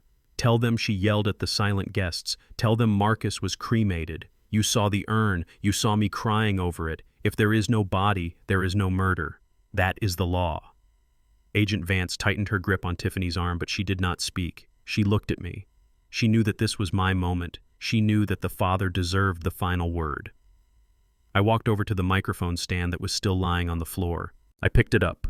I set it upright. The metal scraped against the floor, a harsh sound that made people flinch. I adjusted the height. I tapped the head of the microphone once. Thump. The sound echoed like a heartbeat through the massive speakers. I looked at Tiffany. She stopped screaming. She stared at me, panting, her chest heaving. She thought she had me. She thought that because she had burned something, she had destroyed the evidence. "You are right, Tiffany," I said, my voice calm and low, filling the room without effort. "You did burn something. You paid a lot of money for an expedited cremation. You stood there and watched the fire. You collected the ashes. Tiffany nodded frantically, a glimmer of hope returning to her eyes. Yes, she cried. Exactly. I watched him burn. So how can you have an autopsy? How can you have proof? You are lying, Gus. You are just a bitter old man making up stories to scare me. I leaned closer to the microphone. You watched a pine box burn, Tiffany, I said. You watched a box filled with driftwood and sand burn. You were so eager to get back to your boyfriend and your party that you never even checked inside the coffin. You just signed the paper and handed over the cash. Tiffany went still. Her face turned the color of old paper. But Marcus was not in that box, I continued. Because 2 hours before your little ceremony at the crematorium, I made a phone call. I called Lieutenant Kalani. I told him that there was a crime scene in progress. I told him to seize the body. I paused, letting the words sink in. While you were watching that fire, Tiffany, my son was being loaded into a refrigerated transport unit. He was not ash. He was evidence. No, she whispered. No. That is impossible. It is not impossible, I said. It is procedure. And last night, while you were getting your hair done for this party, while you were picking out your red dress, a federal transport plane landed at Los Angeles International Airport. I pointed a finger at the ground, not at the stage, but at the earth beneath us. Marcus is here, Tiffany. He is in this city. He is lying on a stainless steel table at the county coroner's office less than 10 miles from where we are standing. The crowd gasped. The horror of it was palpable. The image of the son lying cold in the morgue while the wife threw a party was too much for some of them. I saw people turning away, covering their mouths. And this morning at 8 a.m. I said, my voice hardening into iron, I stood next to the chief medical examiner. I watched him examine the body you tried so hard to destroy. And do you know what he found? Tiffany shook her head, tears streaming down her face. He found the water in the lungs was fresh, not salt. I lied slightly to confuse her, but then hit her with the truth. But more importantly, he found the neck. I looked at Brett. He was being held by 2 agents near the stairs. He was trembling so hard his knees were knocking together. He found the puncture wound, I said, looking straight at Brett. A tiny red dot just below the hairline behind the right ear. A perfect injection site. And when they ran the tissue analysis surrounding that wound, do you know what they found? I looked back at Tiffany. They did not find ocean water. They found ketamine, a lethal dose, enough to kill a horse, enough to paralyze a man in seconds so he could not swim, so he could not fight, so he would sink to the bottom of the dark ocean while his wife watched from the shore. Tiffany let out a sound that was half sob, half retch. She slumped in the agent's grip, her legs giving out completely. The lie was gone. The technicality was gone. The body was real. The poison was real. And the needle mark was the signature of their crime. It wasn't me, she wailed, her voice barely a whisper now. It was Brett. Brett did it. He said it would be easy. He said no one would look. He promised me. Brett's head snapped up. The betrayal hit him like a physical slap. The woman he had killed for the woman he had dreamed of a future with was throwing him to the wolves in a heartbeat. You liar! Brett shouted, his voice cracking. You handed me the syringe. You told me the dosage. You said if I did not do it, you would leave me. It was your plan, Tiffany. It was all your plan. I did not kill him, Tiffany screamed, kicking her legs. I just watched. Watching is not murder. Watching your husband die and doing nothing is murder, I boomed into the microphone. Plotting to inject him is murder. Faking his cremation is murder. You are not a bystander, Tiffany. You are the architect. Brett looked at the agents holding him. He looked at Tiffany, who was now hysterical on the floor. He looked at the exit sign glowing red in the distance. Panic took over. Logic vanished. He roared a sound of pure animal fear. He threw his elbow back, catching one of the agents in the face. The agent stumbled. Brett ripped his other arm free. He ran. He did not run toward the stage. He ran toward the French doors that led to the garden. He scrambled over the fallen chairs, knocking over guests who screamed and scattered. He was fast. He was strong. He was running for his life. Stop him! Someone shouted, but he did not get far. As he reached the doors, they shattered inward, not from him hitting them, but from the outside. 2 tactical officers in full gear stepped through the broken glass. They did not hesitate. One of them lowered his shoulder and hit Brett with the force of a linebacker. Brett went down hard. He hit the marble floor with a sickening crunch. Before he could take a breath, 3 officers were on top of him. I watched from the stage. It was not a fight. It was a submission. They wrenched his arms behind his back. They zip-tied his wrists. They hauled him up. His nose was bleeding. His tuxedo was ripped. He looked at me across the room and I saw the realization in his eyes. It was over. There were no yachts, there were no millions. There was only concrete and steel waiting for him. I looked back at Tiffany. She had stopped fighting. She was kneeling on the floor of the stage, her head hanging low. She was mumbling to herself. "It is not fair," she whispered. "I was supposed to win. I did everything right." "You did one thing wrong, Tiffany," I said, speaking into the microphone one last time. She looked up at me, her mascara running down her face in black streaks giving her the face of a skull. "What?" she choked out. "You forgot that Marcus was not just a CEO," I said. "He was a son. And you forgot that I am still his father." I stepped back from the microphone. "Take them away, Agent Vance," I said. "Get them out of my house."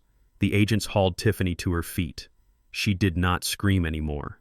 She was broken. She walked like a sleepwalker, her feet dragging on the floor. As they led her past the stage, she looked at the shattered champagne glass. She looked at the ice dolphin melting in the corner. She looked at the life she had killed to get and the life she had lost in the trying. The crowd watched in silence. The only sound was the clicking of cameras and the heavy breathing of the guests. I watched them go. I watched until the red dress disappeared through the double doors. I watched until Brett was shoved into the back of a van. The ballroom was quiet now. The flashing lights outside continued their rhythmic pulse, but the chaos inside had settled into shock. I felt a hand on my arm. It was Agent Vance. "We have the evidence, Mr. King," she said softly. "We have the confession on tape thanks to Brett shouting. We have the body. It is a slam dunk. They are never getting out." "Thank you," I said. My voice felt tired. I felt old. The adrenaline was fading and the grief was returning. "You should go home, Mr. King," she said. "You have done enough." I looked around the room. This was my home, but it did not feel like it. It felt like a crime scene. It felt like a museum of bad memories. "I am not staying here," I said. I walked down the stairs of the stage. The crowd parted for me again, but this time they did not look at me with disgust. They looked at me with fear and respect. I walked out the front door, past the melting ice sculptures, past the expensive cars. I walked down the driveway to where my old Ford truck was parked in the shadows. I got in. I sat there for a moment, listening to the silence of the cab. I looked at the passenger seat. It was empty. "We got them, son," I whispered. I started the engine. It roared to life, a familiar, comforting sound. I pulled away from the curb, leaving the lights and the sirens behind. I did not look back. There was nothing back there for me anymore, just ghosts and broken glass. I drove into the night. The city was asleep, but I was wide awake. The nightmare was over. Now the long, hard work of healing could begin. The interrogation room at the federal building smelled of stale coffee and industrial floor cleaner. It was a cold, antiseptic room with gray walls and a single metal table bolted to the floor. I stood on the outside of the one-way glass, watching the woman who used to live in my house. Tiffany was sitting in a metal chair.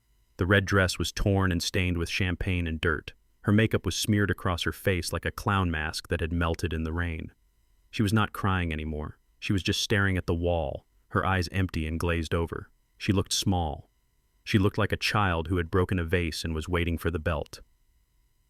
Agent Vance stood next to me. She held a clipboard. "She has been asking for you," Vance said quietly. She waived her right to an attorney. She said she will not speak to anyone until she speaks to you. "You do not have to go in there, Mr. King. We have enough. The video, the body, the confession from Brett. She is done." "I know," I said, adjusting my jacket. "But I need to finish this. I started this war, Vance. I need to be the one to sign the peace treaty." I walked to the heavy steel door. I took a deep breath. I pushed it open. The sound of the door closing behind me was loud in the small room. Tiffany jumped. She looked up at me. Her eyes were red-rimmed and desperate. When she saw it was me, a flicker of something like hope crossed her face. It was pathetic. She still thought she could manipulate me. She still thought there was a way out. "Gus," she whispered. Her voice was raspy from screaming. "Gus, tell them. Tell them I was coerced. Tell them Brett forced me. You know me, Gus. I am family." I sat down in the chair opposite her. I placed my hands on the table. I looked at her. I did not see a monster. I saw a tragedy. I saw a waste of life. "I am not here to save you, Tiffany. I said, my voice low and steady. I am here to answer the question you asked me in the ballroom. She blinked, confused. What question? You asked me why I laughed, I said. You asked me how I knew. You asked me why I did not cry when you called me that night. Tiffany went still. She leaned forward slightly. The curiosity was stronger than the fear. Yes, she said softly. How did you know? I was so careful. The cremation, the story about the drinking, the timeline. It was perfect. How did you know to call the police so fast? How did you know to stop the burning? I reached into my inside pocket. I did not pull out a weapon. I pulled out a piece of paper. It was folded into a small square. I unfolded it slowly, smoothing the creases on the metal table. You made one mistake, Tiffany, I said. You assumed Marcus was stupid. I pushed the paper toward her. You assumed that because Marcus loved you, he was blind. I continued. You thought that because he was quiet, he was not paying attention. But Marcus was my son, and I taught him that trust is good, but insurance is better. Tiffany looked at the paper. It was a printout of an email. She read the header. From Marcus King to Augustus King. Date Tuesday, 3:00 a.m. She looked up at me. Her face was pale. Tuesday, she whispered. That was the night he died. But this time, 3 a.m. That is 30 minutes before I called you. Exactly, I said. I tapped the paper. Marcus set up a dead man's switch, Tiffany. Do you know what that is? She shook her head slowly. It is an automated system, I explained. Marcus installed it on his private server 6 months ago. It required him to log in every 24 hours and enter a secure code, a code that only he knew. It was a heartbeat check. As long as he entered the code, the system stayed silent. But if he missed a check-in, if he was incapacitated, or kidnapped, or dead, the system was programmed to send this email to me automatically. Tiffany stared at the paper. Her hands were shaking. He missed the check-in on Tuesday night, I said, because he was lying on the floor of a hotel room paralyzed by ketamine. He could not reach his phone. He could not reach his computer. So the system assumed the worst, and it triggered the protocol. I leaned back in my chair.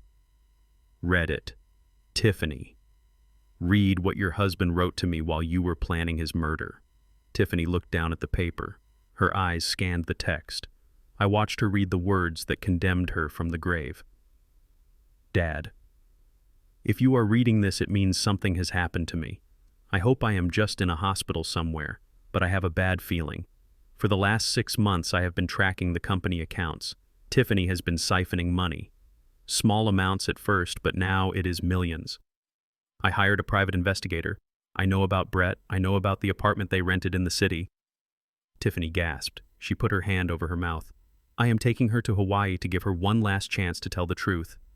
I want to save our marriage, Dad. I want to believe she can change. But if she doesn't, I'm going to file for divorce when we get back. I have all the evidence on an encrypted drive in my safety deposit box. The key is in my fishing tackle box in the garage. If I am gone, do not let her take the company. Do not let her destroy what we built. I love you, Dad. I am sorry I did not listen to you sooner. Love, Marcus. Tiffany dropped the paper. It fluttered to the table like a dead leaf. He knew, she whispered. He knew everything. He knew about the money, I said. He knew about Brett. He knew about the lies. But he still took you to Hawaii. Do you know why? She shook her head, tears streaming down her face again. Because he loved you, I said, my voice cracking slightly. He took you there to forgive you. He wanted to give you a chance to come clean. He was going to offer you a way out. He was going to offer you grace. I leaned forward, getting close to the glass. But you did not want grace, Tiffany. You wanted greed. You killed him too early, I said. If you had waited one more day, if you had let him speak, he would have divorced you, but you would have been free. You would have been alive. But you were so impatient, you were so hungry for the money that you killed the only man who was trying to save you. Tiffany put her head in her hands. She began to sob, deep, racking sobs that shook her whole body.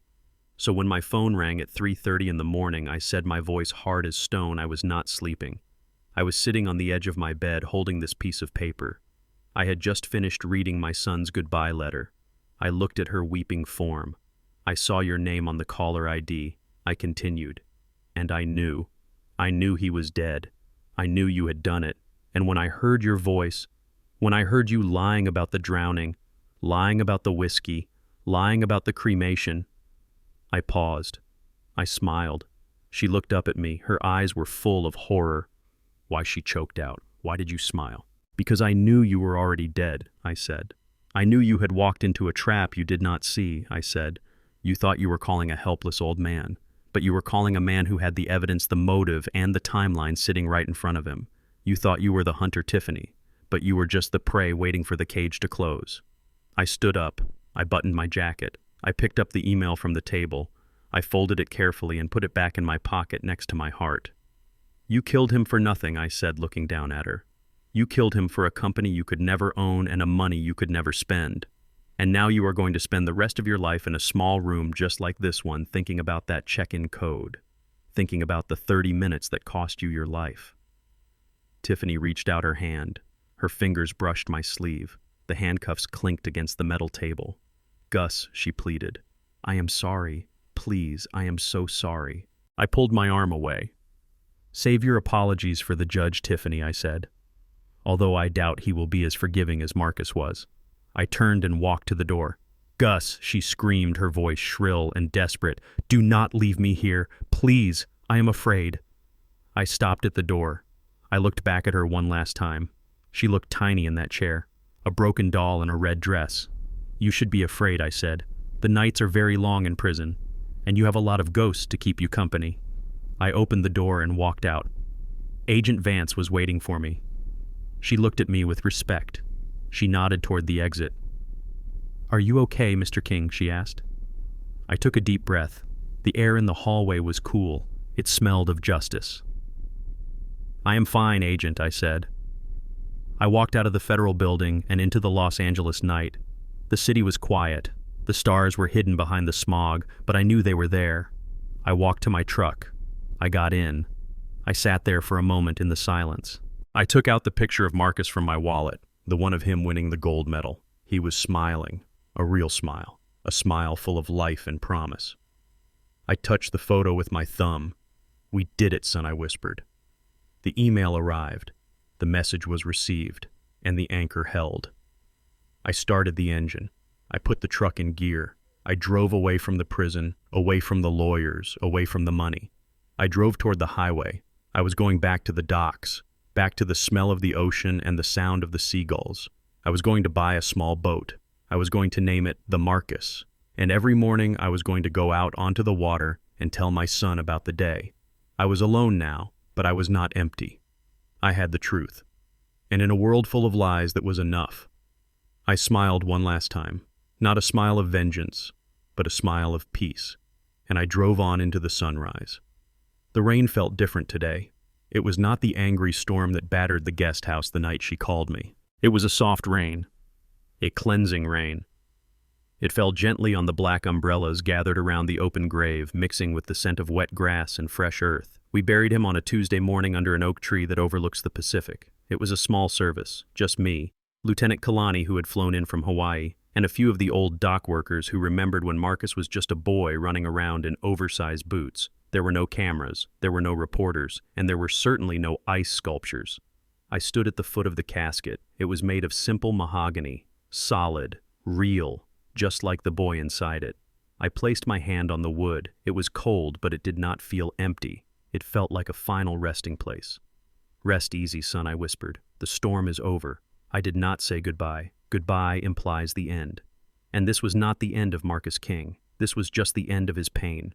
The trial had been swift. The federal prosecutors did not play games.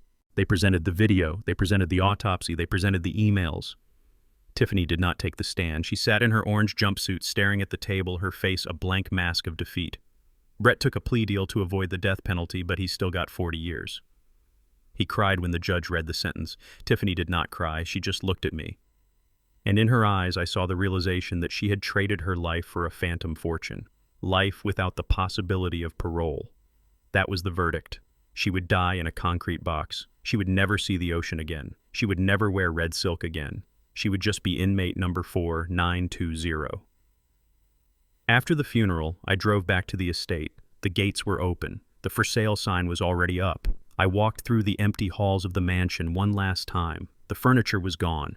The paintings were gone. The silence was heavy, but it was not oppressive anymore. It was just empty space. Real estate agents told me I could get $15 million for the property. I told them to list it for 12 and sell it fast. I wanted the cash, but not for me. I walked into the office where I had found the EpiPen in the trash. The safe was repaired but empty. I sat down in Marcus's chair. I spun around looking at the view of the city he had conquered. I picked up the phone and dialed Goldberg. "Is the paperwork ready?" I asked. "It is ready," Gus Goldberg said. "The Marcus King Justice Foundation is officially registered. The board of directors is seated. We have retired judges. We have social workers. And we have you as the chairman. And the funding I asked." Goldberg paused. "Gus, are you sure about this? You are giving away everything. The house money, the logistics company sale, the insurance payout. It is over $20 million. You could live like a king." "I am a king," I said. "That is my name. But I do not need a castle." I looked at the empty desk. "I want every penny of that money to go to the fund," I said. "I want a 24-hour hotline. I want the best lawyers in the country on retainer. I want private investigators." "Who are we helping?" Gus Goldberg asked, even though he already knew the answer. "We are helping the invisible ones," I said. "We are helping the old men and women who are sitting in guest houses right now, afraid of their own children. We are helping the widows whose signatures are being forged. We are helping the fathers who are being told they are burdens." I took a deep breath. I want them to know that when they pick up the phone, they are not alone. I want them to know that there is an army waiting to fight for them. And I want the greedy children of the world to know that if they come for their parents, they are coming for me. "We will make it happen," Gus Goldberg said. "It will be a legacy that lasts forever." I hung up. I walked out of the office. I walked out of the front door. I locked it behind me. I tossed the keys into the mailbox. I walked down the long driveway. My old Ford truck was parked at the curb. It was rusted. The paint was peeling. The engine needed a tune-up. But it was mine. It was paid for with my sweat. And it had never lied to me. I climbed into the cab. The leather seat was cracked and comfortable. I put the key in the ignition. The engine roared to life, a familiar rumble that felt like a heartbeat. I looked in the rearview mirror. The mansion stood on the hill, a monument to ambition and tragedy. It was a beautiful house, but it was just a house. It was not a home. Home is where you are safe. Home is where you are respected. I put the truck in gear. I was 72 years old. I had lost my wife. I had lost my son. Most people would say I had lost everything. But as I drove down the winding road toward the highway, I did not feel empty. I felt full. I had my dignity. I had my name. And I had a mission. There were other Tiffany's out there. There were other Bretts. And there were thousands of Marcuses who needed a warning. I was not retiring. I was just getting started. I merged onto the highway heading east, heading back toward the rising sun, back toward the simple life. I turned on the radio. Some old blues song was playing. I hummed along. "Rest in peace. Son," I said to the wind rushing through the open window. "Dad is on the job." And for the first time in a long time, the road ahead looked clear. Greed is a powerful drug, but it has a fatal side effect. It makes you blind to the details. Tiffany thought she was playing chess with a lonely old man, forgetting that he was the one who built the board she was standing on. She underestimated the silent strength of a father's love and the patient fury of a man who has nothing left to lose. Justice doesn't always roar. Sometimes it simply smiles in the dark, waits for the right moment, and signs the check that your karma can't cash. Never mistake silence for weakness. And you, what would you have done if you were in my shoes? Would you have taken the $6 million and walked away? Or would you have fought until the bitter end like I did? Let me know in the comments below. I read every single one of them. If you enjoyed this story, please hit that like button and subscribe to the channel. It helps us share these stories with more people who might need to hear them. Remember, you are never too old to fight for what is right. See you in the next story.